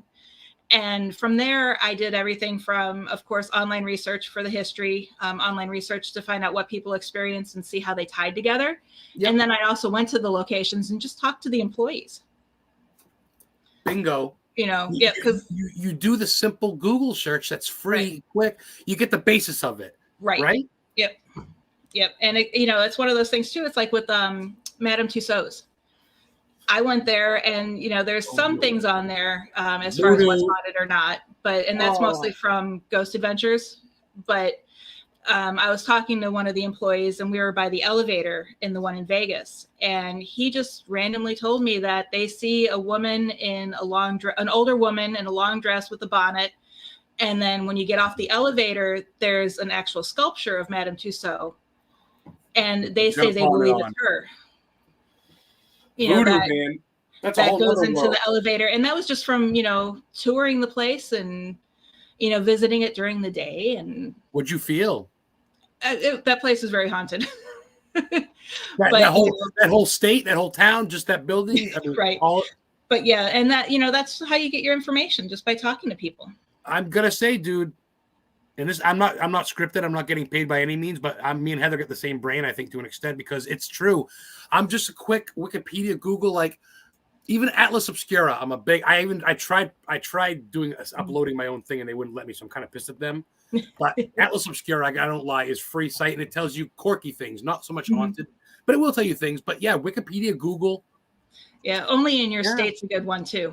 In your state. What's haunted near me? Honestly, Google is pretty fucking smart. And then you start going and then you start reading stuff. And then, like you say, maybe go to your library, historical society, maybe word of mouth, go to the local diner. So what's up with that? What's up with that Bigfoot I heard about? Oh, yeah, fucking Timmy's been over there. His parents seen it and they fucking shot at it. Well, next thing you know, you're going over to have supper with these dudes. I told Heather, how many times have I gone to a place and they go, you want to come in for a tour? And I go, do I? And I feel like the kid from Christmas Story, put my tongue on the flagpole or whatever. I went to the Parsonsfield Seminary. It's 1832. It's Maine's first co-ed school.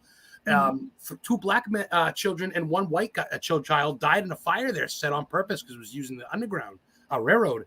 And there's a big schoolhouse there, and it's got 2 dorms. All these, they set up for a haunted house every year, but it's way more than that. Cemetery across the street. Oh, Heather, it's gorgeous. Big white building. You'd fall in love. Parsonsfield, Maine's got nothing but this. It's like 8 houses in this. It just sits. You'd love it. But I went there with Heather one day, my girl. And I kind of just took pictures, and there's someone outside mowing the lawn, and I go, beautiful place. I said, it's still haunted. He goes, you want a tour? And I go, Heather goes, yeah. So we went inside for an hour. I took pictures of all the basement, the walk-in freezer. They had a little slaves passageway, or like, what do they call it? Like a hideaway thing. Yep. So that was neat. So yeah, I think that's like that. It's word of mouth. Google first, word of mouth. And then books. I think books is good. Archives. Yeah. Library. I also use, actually, I'll post on my Facebook page, Fordham University, their history department has this long list of historical places on websites that you can go to. And like registered ones, or the ones that are registered in the plaque. Yeah. And I use Library of Congress a lot. Yep. And New York, what is it? The New York Public Library. Yep. And Chamber of Commerce's also have. Every town's got one almost, yeah. Yep, that's how I met Mark up in Gettysburg. I went to the Chamber of Commerce and asked if they had any ghost tours. So go to your town and see if there's a company that does ghost tours, and then talk to them. They're going to have firsthand experience. 9 out of 10 times. Heather looks at me. She goes, here we go. I go, you like ghosts or aliens? I give them a card. I got a radio show. I got a YouTube channel or whatever. And then 9 times out of 10, I go, I go to a hotel. I go, a restaurant. So I got to ask, seen any ghosts or anything? Well, that one time a cup fell. Bingo. That's all it takes, dude. I'm intrigued. And Heather laughs at me, but next thing you know, I'm looking up and she goes, wow, that not the building itself, but the land itself used to be a whatever the fuck colonial home and from 1685. And I go, uh-oh. And that's when the wheels start going. And that's when I start getting excited, almost like porn. I'm like, whoa, I gotta look up more. Okay, how deep gotta go? Okay, so it was built here. He died of this, but his wife lived and she remarried his brother. What? Whatever. Yeah. You know, Heather, there's so much. Yeah. No, my favorite is when you get it's haunted. I've experienced X, Y, and Z, but don't tell my boss because I don't want to lose my job. Because the employees have been instructed not to say it's haunted. Like those goddamn hotels. Right. Cecil don't care though, do it? No. It's funny how, a lot of people are like, shh. And then the other half are like, come on in, buy a bloody noose. Enjoy your stay. Like Lizzie Borden, you can go there and buy a hatchet and go spend the night where 2 people got killed by a hatchet. Go figure.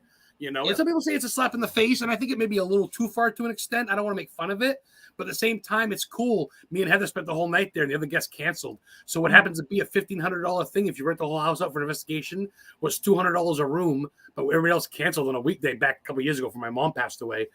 Actually 3 months before. Sometimes I feel like Lizzie killed her, but anyway, we stayed there the whole night, and I slept in every room, every bed. I'm like, fuck that, I'm staying. Everything. I just had to. The history, the paranormal, the lore, the legacy, and just why not? And that's what I think. Yeah, why not? Yeah, and it's also, I do agree that sometimes we do need to. I've heard people refer to it as pay to play. But, but that helps with the location. Of course, you're going to have to pay because they got to keep the lights on. They got, it's a fundraiser. It's how they make their money, how anybody makes their money. Right. But doing what you do and going to locations and just asking if it's haunted and say, hey, here's a tour. It's like you're saving money. Well, yes, correct. That's true. And I'm not a cheapskate, but as you know, cemeteries, not 100% of them that I know of are fucking free. And they're all beautiful. Probably got a story of a weeping lady or a whitey in white or a fucking. So cemeteries everywhere are gorgeous and free. And half these other buildings are either donation only or they're run by the historical societies, which is pretty much like I'm part of Historic New England for about 3 years straight. There's like 35 houses in New England. The Coffin House, the Sarah Orne Jewett House in North Berwick, Maine. She was America's first author that didn't write romance novels. She was friends with Mark Twain. He went to her house and she died in it. And I got a tour of it. And I started talking to the tour guide. He goes, "You want to take over?" I go, "Oh." And I started telling more info than he had. You can ask Heather about that. That was good.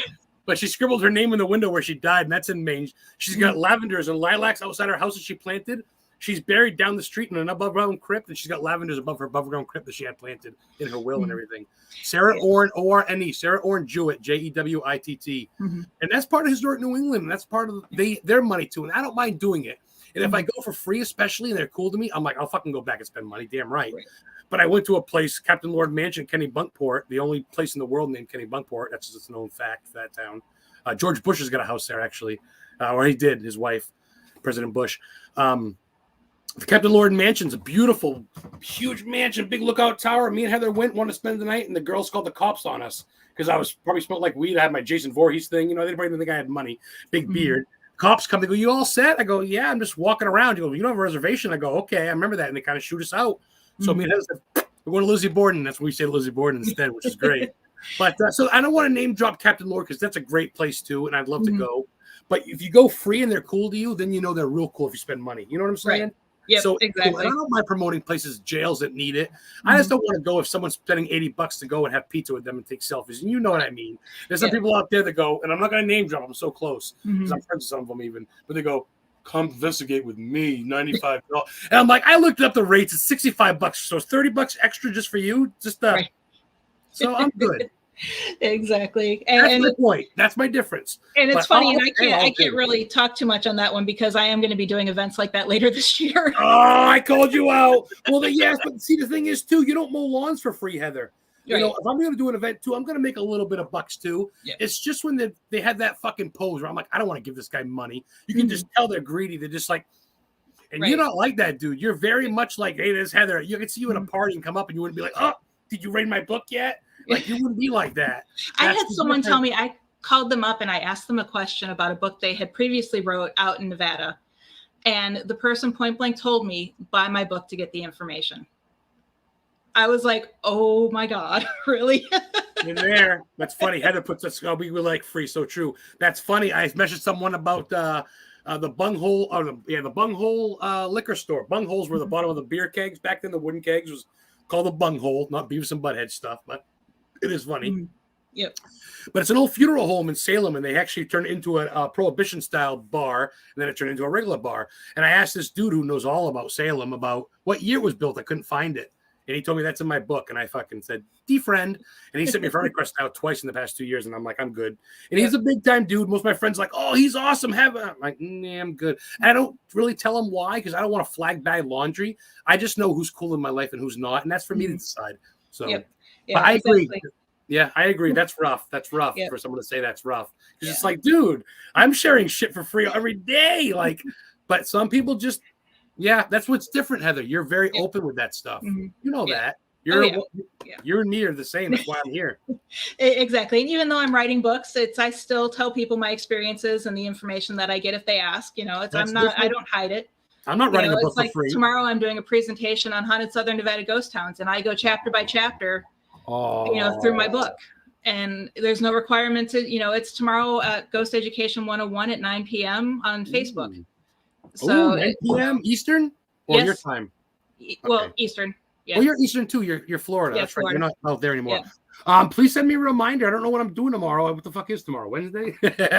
Wednesday. Send me a link. I'd love to tune in. But that's the thing. Like I said, you got to charge. Like these tarot card readers that charge for tarot card readings. I get all that. Just don't act like you're better than someone, dude. Like Ed and Lorraine didn't act like that, and they're the fucking pinnacle. Don't be a Zach Baggins, because I have no need for that. I don't. There's people around me. I'm not going to name drop that I refuse to work with that live in Maine because they just Yeah, no, I've Zach is for show. He's not like that behind the scenes. Hollywood side. I figured you're gonna hype up like I I get it. He's not like that behind the scenes. Oh, that's cool. Yeah, you've met him. You've met a lot of people, girl. Yeah, you've been. Yeah, you know yourself. You're a big name in this field. I'm not to bring it up and kiss your ass again, but I don't feel like I'm a big name in this field. So I guess that's what makes me different. What? I don't feel like I'm a big name, and everybody's like, "Oh yeah, we've heard of you." I'm like, "You have?" People know you. They know the Leigh. They know the PhD. They go, Heather. They go, yes, Heather Leigh, PhD. I go, that rhymes, isn't it? Right off the tongue. And people know that because not only because your show, which is obviously big, and of course the Warren legacy, which you did a big thing for so long of, but who you are. Yes, your son, but who you are, what you do, your books, and just, man, you know your stuff and you're not a bullshitter. And I think people see through that, and it's refreshing. So, And getting back to cemeteries real quick. One thing is I do know 90% of cemeteries are haunted, but what people don't understand is they're not always haunted by the people who are there. You know what I mean? Because they can be, but my theory is why would you haunt where you're buried at? That most of the people that are there are people who found comfort in the cemetery, like they went and visited a loved one type of thing. Because that's what we were investigating in Goldfield, and my son, he found a Confederate grave, And he found it was, I mean, it had a full Confederate flag, and his tombstone had all of that. And it said that he was, I think he was not a general, but a corp. I don't remember it, but he was somewhere up there. And he by himself, was he with the family, that one general? No, it was just him. And, you know, and it was, people visited him because he had the pennies, the whole military when you go visit the grave.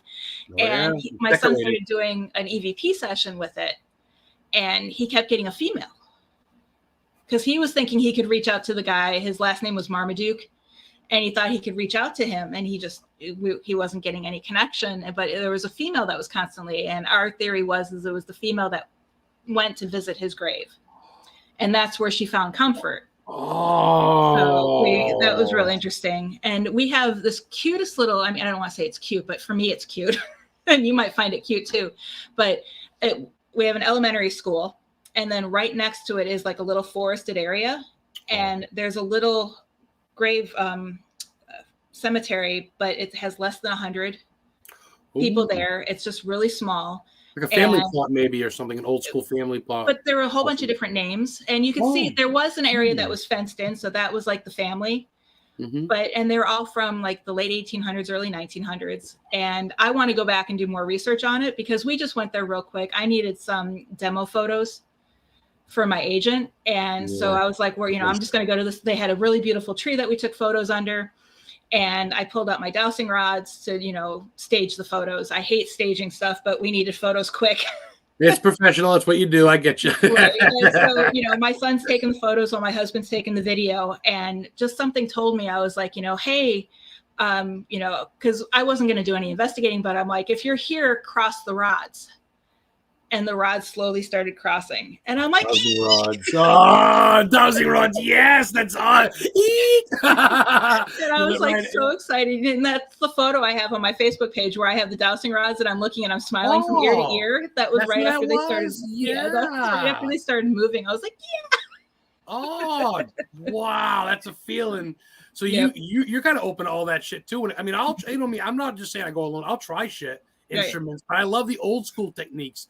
Dowsing rods goes back, gotta be 1600s, right? The old school wood, right? For looking for water and shit. Yeah. No, I love non-tech tools. I use fidget spinners. People who follow me know I talk about that all the time. I've heard you mention that. Yep, I have. Yep, I have. They light up, the ones I bought. Wow. So you can set them up in the dark. They're fun. They're easy. They're small. They're lightweight. If you lose one, big deal. Right. So that's genius. Yeah. And they're not $800 for a teddy bear that giggles. Right. And they're not light enough to where wind can blow it unless it's a heavy wind. Oh. So, and it you know, and I have different colors. So I'm like, you know, spin the red one for yes, the green one, you know, the green one for yes, the red one for no. And if you set them up in a hallway with a camera on it, it stays right put, and you can just spin it right there.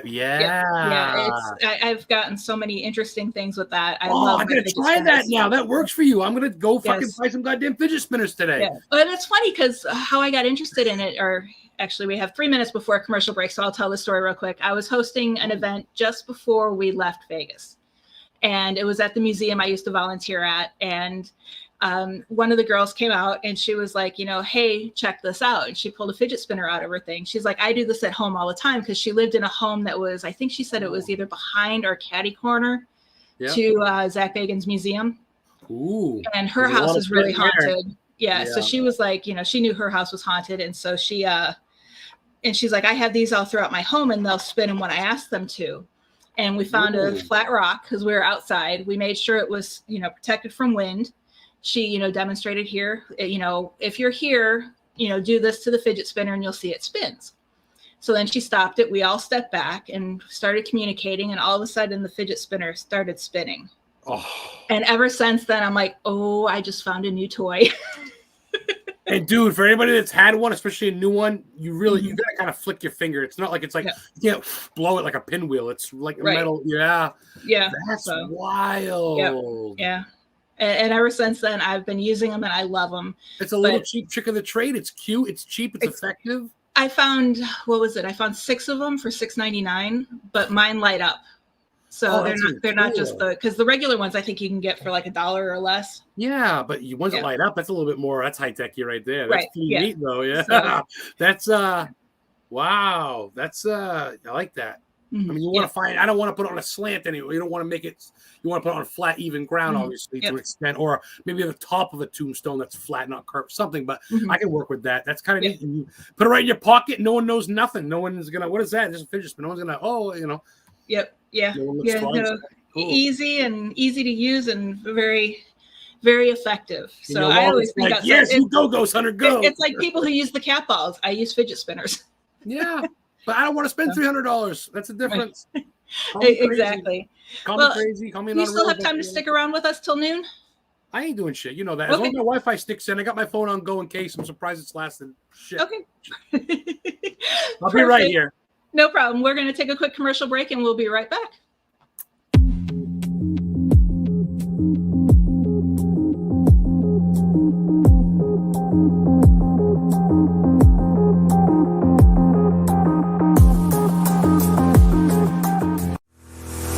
Want to keep up with the latest at the station? How about catch up on your favorite shows on the go? Download the free WLTK DB mobile app on the App Store and Google Play. Watch, listen, and shop right from the palm of your hand. The WLTK DB mobile app. The truth is here and now. Get yours today.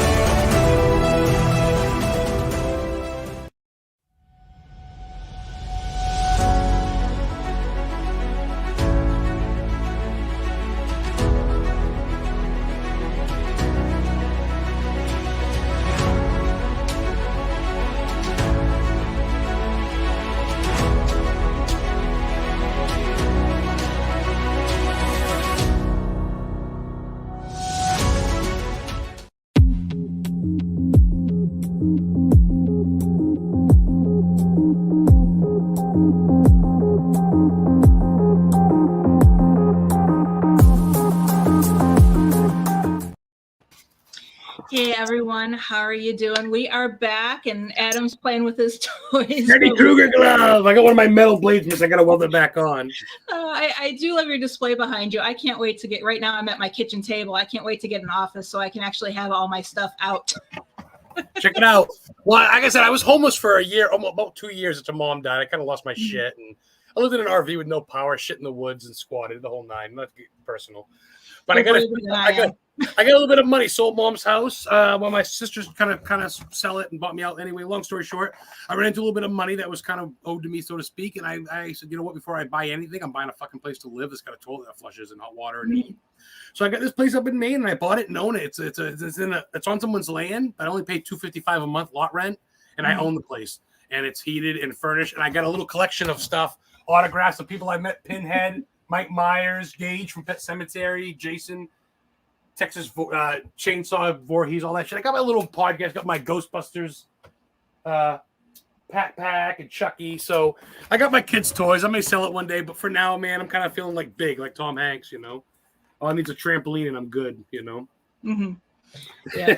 Actually, one question I did have too before I completely forgot, I wanted to touch back on this, is your first experience with your grandfather. Yes. As everyone knows, my first experience was my grandfather too. So I like hearing people have the same or similar experiences. So tell us a little bit more about that and how you got interested in the paranormal. That kind of bonded us there a little bit, Heather. You know that, because I think and I've heard some people have family stories, but grandfather's a little different. I think, and for people like you and me, it's not like, oh, it's grandpa. It's like really grandfather was almost like my dad to an extent. But real quick, to the dude that runs it, his book that just came out, I tried sending him a friend request, but he can't. It just says message. Have him, Todd, right? The producer dude, have him send me a friend request and shit like that, and I'll have him come on and talk about his book. And if he sends me a friend request, I might even buy his book. So tell him that. Yep, Todd's listening, and I need to get his book. I was going to bring that up after we were done with you because they have the commercial on. So you'll get it first, me or Heather. I want mine signed though. I'm an autograph. You know me, I'm an autograph junkie. Yeah, you should. I don't want something to resell it. I want it to me, to Adam, my number one fan. You should have come to Phantasm. You definitely would have had. They had, I think it was all of the Mike Myers, that all the different actors. Dude, and you guys had a blast. I wanted to just meet you and Ken, honestly, and everybody else part of the Warren thing. I met Chris once. He's a great dude, but you and Ken have been in my life for a good while now. Ken's great. Him and me talk a lot, Father Ken Torres, and of course I'm getting to know Jeff now. And Jeff's amazing.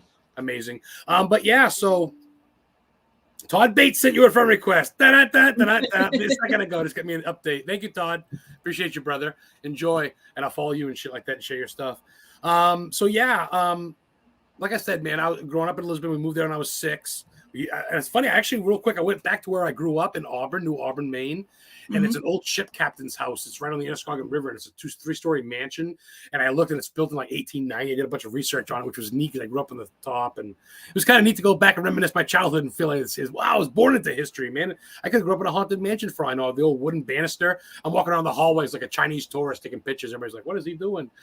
And I'm just like, this is awesome, you know. So around 9, my papa Willette, he used to watch Inspector Gadget with me, and he was like, you know, he was my big. He used to work at a lot of places, and he used to tell me stories about. He worked at a Sane Asylum, Augusta Mental Health Institute, AMHI. It's a big great building now. It's abandoned and haunted. They say big time. And he used to tell me stories, and I kind of get into it with him a little bit. So I was already open to it. A little bit of that side. Well, everybody else is watching Mickey Mouse, and I love my Dumbo, and don't get me wrong. But I already knew, man, especially after watching The Shining at 8 years old, I kind of knew. You know what I mean? And then, of course, my cat died. My cat, Brutus, named after Brutus the Barber Beefcake. I loved wrestling. And he came to my bed and died. He came in from the house, and he just died. And he had internal bleeding because he got hit. And he was all fucked up looking. And you get turned on to death, and you know. And then around 9, when he passed, my mom lost her shit. My aunt came down from California. And that night that he passed, I don't remember much. I remember waking up, like to this day, just almost like a shrug on the shoulder. I'm in bed, like a push. And it felt so weird, like a day walking dream. Well, sometime like when you walk around in the fog and you're like, am I really stoned or what's going on? What's going on right here? Am I asleep? And he just, let's go thirsty. And I walked to the fridge. He was in front of me, and it wasn't super transparent, which is weird. That's why I thought it was a dream. And I just remember getting a drink, and he kind of sat there rubbing my head. And, Papa loves you, and you're the man now. And you got to take care of Mama and this and that. And I'll see you again and look for signs and the whole 9. 1988, Heather. I was born in 79. So you do the math. You're just a baby. And then I find out from my sister, who's 3 years younger than me, that my aunt, who was down from California, was on the couch that night that I walked to the fridge. Not only heard me from the fridge, fell back asleep. 3 hours later, around 4 a.m. or so, woke up to my sister, who's 3 or 4 years old, Sarah, looking up, going at the ceiling, going, okay, Papa, I love you too. I will. Love you. Bye.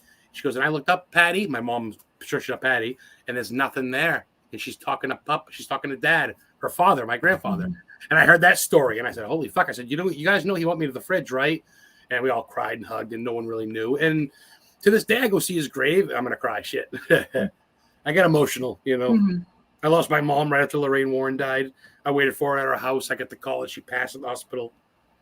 I put my hand through a window, and I don't remember much ever since. I kind of lost my life, lost my job. Heather and I kind of broke up a little bit, went homeless, and got in a car accident, man. 2021, got head on. I woke up in the hospital after ordering a pizza from Little Caesars. Never did get my breadsticks. And I remember telling Heather, because we were kind of back together then, it's the only person that came to my aid. I would have been in the hospital still if she's the one that's really helped me. Anyway, I'm not going to get into that story. But long story short, I told her, it's like, Mom came to me. Mom said, get out, my son. It's not your time. And I said, Mom, she was, I don't know, Adam. She was, you were out. They revived you with paddles. You died. I said, my airbags are orange, which airbags are white. And I'm like, my mom came to me, and bystanders say I did crawl out on my own, I guess. And then I passed out, and they came to revive me after the ambulance showed up. I guess I kind of died. After they came up, I'm like, okay, time to die, I guess. They paddled me. I still had marks on my chest. Anyway, so we go to my car the next day. I get a video of the wreckage. And sure as the fucking snow is white, my airbags are a light orange tint. And my chain that's got her ashes in it, my wallet was all there. And the car's fucking mangled. So people that say they don't believe in shit, good for them, dude. You don't believe in God, you don't believe in ghosts, you don't believe in aliens. I don't really care because I believe, because I know, and no one's going to deter me. Like graveyards, kind of sometimes sanctuaries, churches, monasteries, even Satan's temple, as fucked up as it sounds, is my getaway. Salem is my little bit where I'm like, and living out here alone, having Christmas. But you're going to make me cry. Sorry. It's tough. It's maybe strong. That's why I don't give up. Yeah. That's why I always, what you always hear is what doesn't kill you makes you stronger. People could say that I'm a just a big mouth that wants to just, glory boat that he goes to these. I'm not doing anything. I'm not showboating. I don't care if you like me. I'm proud that I'm going to where Pet Sematary was filmed. I'm proud that I'm in front of Ed and Lorraine Warren's gravesite. I'm proud that I'm at the house made out of tombstones or Gettysburg or the Salem sign. And if you don't like it, unfollow me, block me. I don't, you know what I mean? I've lost my best friends died of cancer. My best friend died of a brain aneurysm. I'm sorry. And the other one died of cancer within 5 months of Lorraine and my mom died. In 2019, I lost 5 people and my cousin OD'd on heroin. So it's like, it was a rough couple. And then, of course, going homeless. And now God's revamped me, dude. I'm 43 now, 44. Heather and I are in love. I want to marry her. And fucking, I really opened up to you. Shit. See what an hour and a half does? Stone, man. I do that to people. It's been, I know. And you make it easy. I feel like I'm talking not really to a counselor, but to a friend. And I forget there's a live audience watching and we're getting recorded. So I don't care. You have my permission. I'm not going to sue you. Don't mention my hotel's haunted. Get out now, critter. But you know what I mean? But I mean, it's tough, man, because I used to be the hard guy and I got a beard and tattoos and I listen to metal. But that hard side's gone. I still got that side a little bit up to protect myself. But for the most part, you're coming down, you want a BLT, let's go get a lobster BLT. I know where they shot thinner. You want to go for a ride? And I am a little much for some people, and I get that. But man, oh man, honestly, I don't have a friend in sight. It's just me and Heather. That's why all my videos, I'm alone. All my friends are dead or moved on, and no one really gives a fuck. No one's in Maine. So I do my thing. I'm kind of a part of the Warren legacy. I honestly haven't done shit with them. I haven't really done much. I talk to them, but there's no cases I work on. I just do my own YouTube stuff. I post videos a lot of me going to places. And there's my heater again. And I just, I do my show once a week now, my vodcast. I got some cool guests coming on every Friday, and I talk to whatever people like you, Heather. Interesting folks that I feel like make a difference. I look up to you and what you do, and it helps me go, I look at you and I go, okay, I kind of learn from what you do, good and bad. And then I kind of, where you go, I put down a bucket list, man. So that's cool. And I hope you do the same with me. So. Oh, I do. I check out your site. And it's like, oh, I need to research that. I see you. Yeah, and of course, I mean, I kind of overdo it, but I can't help it. Every day, I'm like, some people go, oh, I post every other day. I go, okay, so you post every other day. Your kid playing Twister, eating an Oreo cookie. I post every day of me going to a graveyard. If you don't like it, don't follow me, dude. Like, if people don't like me, don't whatever. Because there's some people that like that John Bernier guy. Thank you for the info. You taught me something new. Every day I go, I want something new. I go to Adam's page. I go, it making me blush. Keep saying it. I need to get back to my social media posting. I've been quiet lately. Some people even wondered if I was still active. You went to the ringer, girl. I kind of knew a little bit. I mean, friends keep us in contact. You kind of let me know you're going through it. But yeah, you went absent for a while, but you've been between family, the holidays, and of course, got your surgery. You're a trooper, Heather. You could just hang up your gloves and be like, I'm done. I need to fucking sit and watch Golden Girls for the next 30 years. But you're still going out it, I love Golden Girls. I don't like being this. This is killing me because I haven't left the house since my surgery. And that was on the 16th. You're itching. Yeah, because you were out all the time. Driving. Yeah, I did get out once. My mom and dad came to visit the day after Christmas for a few days. And we went to the antique mall here in town. And I made it up 2 aisles and came home and my whole leg and foot was swollen. So I'm like, yep. Took a week off the rest, didn't you? Too soon. You pushed it. Antique store shopping's fun, but you pushed it, didn't you? Yeah. Yes. Took a week off on the couch and fucking, yeah. But I know your brain's moving 100 miles an hour. It's just your body's like, chill, Heather. Yeah, you should see my to-do list. It's what are your first places you want to check out when you get the strength? Well, I want to get back up and doing. I need to go back to John's Pass and do some more research, just because I'm working with the tour boat company that we take the tours on. We're looking to do. I've reached out to them several times and they're interested, but I just haven't had time to talk to them or show them a plan yet. But we want to do boat tours, but haunted, to show the haunted history of the area. That's really inventive. That's what I want to do. I don't want to do the same old come have a pizza, stay for 3 nights and leave. I want to do something kind of a boat tour. Yeah. Ooh. So it would be a candlelight walking tour of the actual fishing village, because it's a whole boardwalk that's along the water. And then getting in the boat and going around just before sunset and talking about the different haunted locations, and then going out into the Gulf to watch the sunset, and then back in. And we would probably, I'm thinking of doing triangle in the horizon. There's Bermuda Triangle. Yeah. Oh, fuck That's the other coast. We're coming down to Florida. I'm going on this. What's funny is I just discovered, because we're near St. Petersburg. Yeah. And there's an actual boat company that will take you from St. Petersburg to Key West, and it's only a couple of hours. where if we were to drive there, we'd have to drive 5 hours to Miami, 6 hours to Miami, and then another 3 to 4 hours from Miami, if not longer, just to get there. So I'm like, a couple hours on a boat? Sure. Beautiful view. No, you don't have to worry about driving. Who's going to jump out in front of me? It's all, and they let you bring your luggage on so you can, and they go, it leaves in the morning from St. Augustine and at night from Key West. So you can go stay in a hotel, or you can just go for the day. Bring your snacks, whatever. Just bring your backpack full. And see, and I like driving, but back road stuff, that to me is main road to get there. And you're not really seeing sights. You just, fuck that. Take the boat.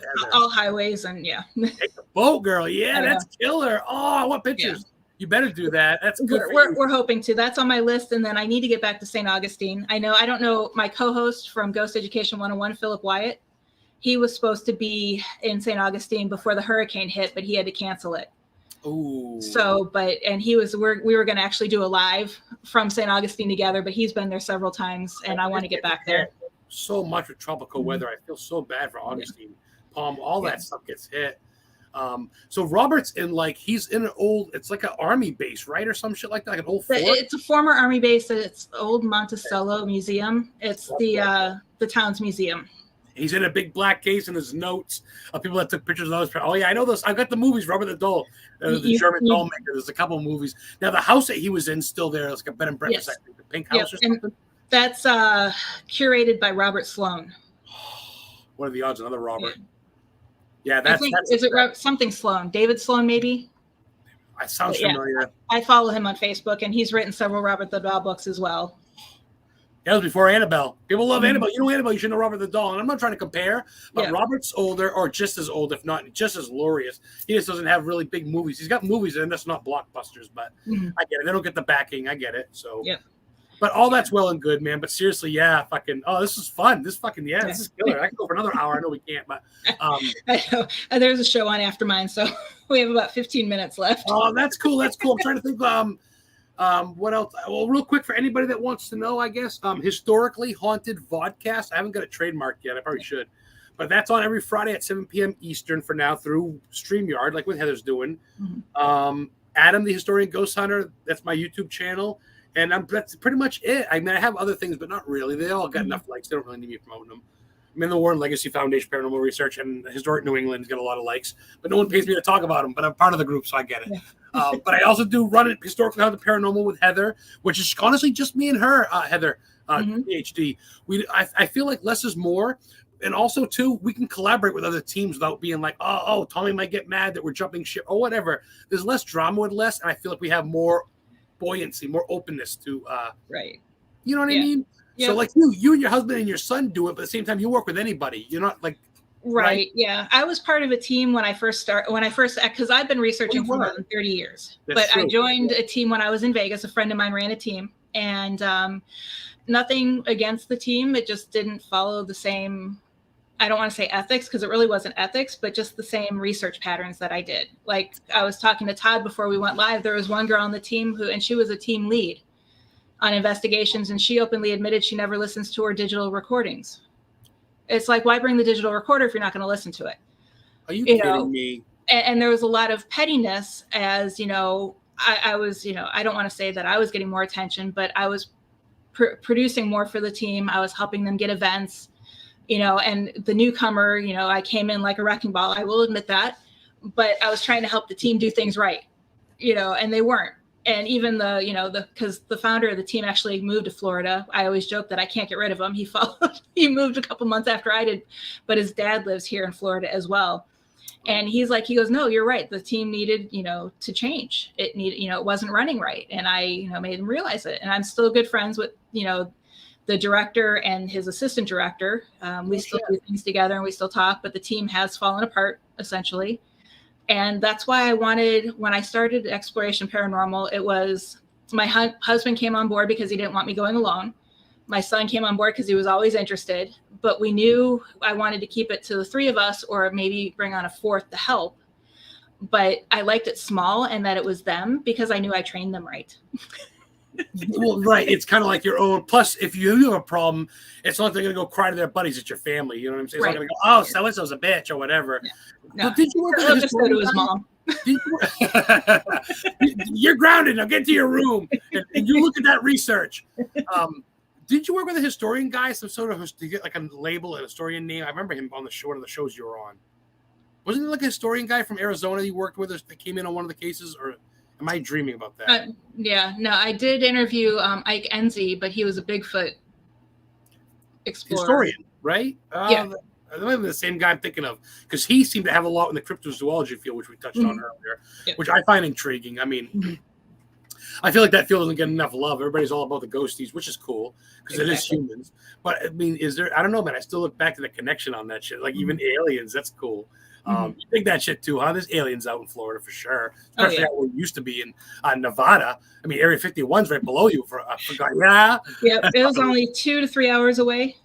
It wasn't very far away from us, and that was one thing we never had a chance to down do. The dirt road to the entrance, it's a big entrance, and people come out in trucks with binoculars. I go, "Oh, I just want to do it once. Just a warning. I'll leave." Have you ever been there? I'm trying to think. I think it was in Real Haunts Ghost Towns, but they're the McCaw School of Mines, that museum that we went to and did investigations at. Oh yeah. The minings, yeah. The yellow train car that they filmed. It was in the front of the outside train car. That was actually donated by Area 51. Shut up. Yeah, and when we video, did you? What was that? Wasn't it mentioned in the show that it should have been, because I think Cindy talked about it, the curator. I'll have to rewatch it. I got it saved on whatever fucking Netflix. Right. But she, I don't remember that getting mentioned. We did I actually saw the apparition of a little boy always playing around that train. If you looked under the train from like the other side of the museum, you could see little feet.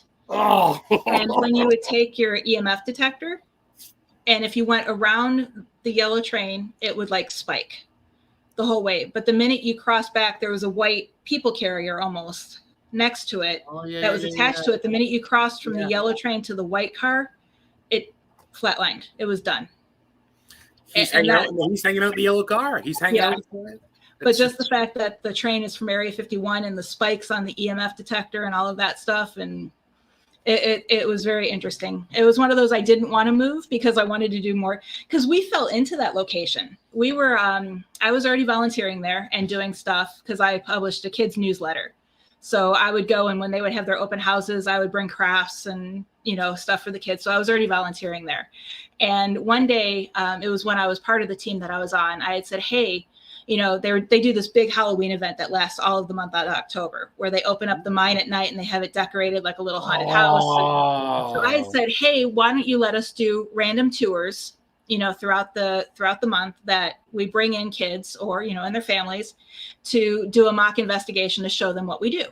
And at the time, didn't know it was haunted, didn't think anything of it. And they said, yeah, sure. Well, during these mock investigations, we were getting activity.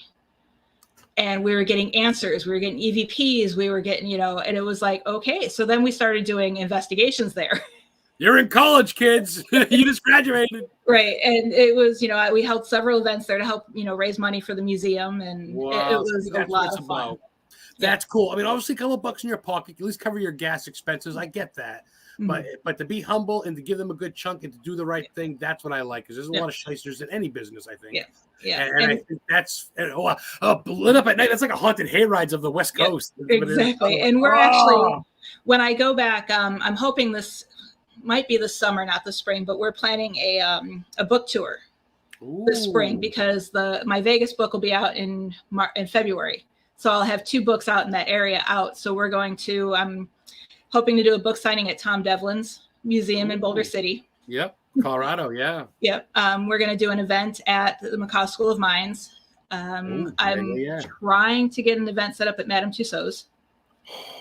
If not, at least a lecture, because they have that big auditorium. They have a huge auditorium in there. So at least a lecture there.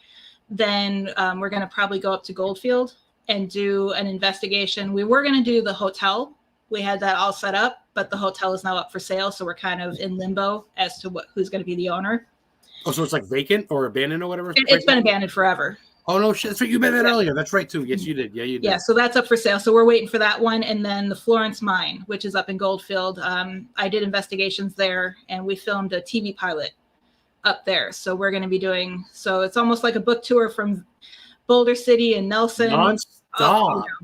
Go, go, go. As soon as she heals up, get those fucking legs. All right, legs, you're good. Let's run. Like it, and I'm partnering with Flumery Promotions. Oh, Flumery. So, yeah. Ray's going to be helping me get all that set up. And Ray Stavino. I can't send him a friend request either. It just says message only. I don't know what's up with that. Some people, I don't know if it's me or them, but I get that with people. It's like message only. But then if you go to the right, you can add a friend if you hit the buttons. So Facebook's fucking weird. I don't know. It's crazy. So bizarre to me. I don't know, but that's cool. I'm glad that you're all over the place. Holy shit, busy girl. So, and I'm going to have you on again because I still didn't get through all of my questions. So we just started talking. Is there one I can answer? We got 5 left. I don't know what else I can answer. Probably not in 5 minutes. So I talk. Real quick. What is the most interesting creature you have come face to face with? Oh boy, come face to face with deer. Come face to face with coon, snake, or turtle. All that shit. I'd say this one experience sticks with me, but I wouldn't say I came face to face with it. But I saw something furry through the trees, and to this day, I feel like it was a moose. But in Lisbon, Maine, there's not many moose. It was there's an old junkyard, like a dump. And it's filled in now. It's like a landfill. There's like a softball field up front in Lisbon, right next to Beaver Park. But if you go out back, it's just like a bunch of, they call it the Indian Trail. It's a bunch of woods. And I was on a bike. We used to go there as kids putting around looking for bike parts in the dump. And a couple Frankenstein bikes, different rims and shit. And I saw those things in the woods once. I remember it scared the shit out of me. And I must have been, I don't tell this story a lot, actually. It's funny. I must have been about 16, 17. I remember I was still in high school. Still riding a bike. I mean, I drove, but I still rode a bike. That's what you do in Lisbon. Didn't own a car anyway. I rode my mom's once in the blue. And this thing was tall. And I remember to this day, I don't know if it was a moose. I want to say Bigfoot to sound cool and to make people go, "Whoa," but I don't know. And I never did go back and look for the prints, but I remember seeing a little part of brown fur, got to be 8 feet in the air. And I know moose stand that tall to an extent, so I don't know. Mm-hmm. So other than that, though, I'd say moose. I saw one at Run Around Pond in Durham where Stephen King came up with the leash scene. And I don't know if you've ever seen a moose in person. And it's not exactly a cryptid, but massive animal. They're intimidating. Yeah, and I've been to zoos. I've been to Florida a couple of times when I was a kid. Went to Disney World, and I saw the Wild Kingdom. I saw cheetahs and monkeys. I think are fucking crazy unless they're throwing your shit at you. Then that just pains in the ass. But as far as animals, that was crazy, especially in Maine. You almost want it to be a Bigfoot. But I got my eyes peeled every day for mermaids, all that stuff. Nothing crazy for sea creatures, but I'm always hopeful. But I don't try to be too much to where it's like I want to scare it away. But I try to be like, I see you. You know what I mean? So I got the open mind still. So who knows? Maybe for the next interview, I'll be able to be like, I seen one, Heather. Exactly. Yeah, we'll definitely have to have you on again. Before we go, remind everybody. You on my show too. Exactly. Yep, definitely. Let me know what dates you have. But before we leave, remind everyone where they can find you. On Planet X. No, just kidding. Like I said, I don't really travel too much. I mean, I do out of Maine, but if you ever come to Maine, anybody listening, if you're really decent and you want to do a tour and maybe chip me some money, I'll show you some really cool murder and ghost sites and different shit in Bangor. I'm really close to Bangor, Maine. I know it like the back of my hand. I know a lot of Maine spots in general, and I'd love to just be your tour guide and just be cool. But you can message me at Adam the Historian Ghost Hunter on Facebook. All separate words, Adam the Historian Ghost Hunter. That's also my YouTube channel. Just past 200 subscribers. I'm like 206. I'm pretty proud of that. Got a B-52 crash site. A big B-52 airplane landed on Elephant Mountain about a mile from my house. An hour, I mean. And there's pieces scattered everywhere. 7 people died. And there's just pieces in the woods, tires, you name it. You can just go for free at night, do EVPs. I go at night, sit once in a while, hang out. That's on my YouTube channel. I also got Historically Haunted YouTube for all my previous shows of Historically Haunted Show on Paranormal King Radio Network. That's on hiatus. And Historically Haunted Vodcast with a V every Friday. That's on Facebook. Like I said, I'm on some different organizations, the Warren Legacy Foundation for Paranormal Research. I'm a historian, Northeast chapter. I'm a member of Historic New England. And I run Historically Haunted Paranormal with my beautiful girlfriend, Heather Leigh, who runs Witch and Life Guide. And other than that, I want to do my first book, and maybe you'll see me. Send me a friend request. I'm pretty chill. If you don't like my shit after a while, I may defriend you, but I'm pretty cool, dude. And I'm just meeting awesome people like Heather and getting to know people like her more. So yeah, Adam Begin, A-B-E-G-I-N, Begin is my real name. Begin to start French. And Adam the Historian Ghost Hunter at your service. Perfect. Thank you so much for joining us, Adam. I'm really, really excited to have you on and looking forward to having you on again, as well as my being on your show.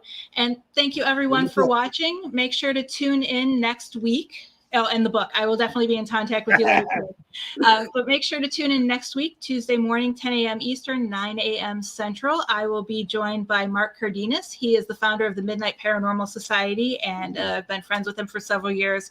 He has a lot of interesting stories that we will be sharing with you guys next week. Again, thank you, Adam, and thank you, everyone. See you later. The truth is here and now on WLTK-DB Talk Radio at WLTKDB.com.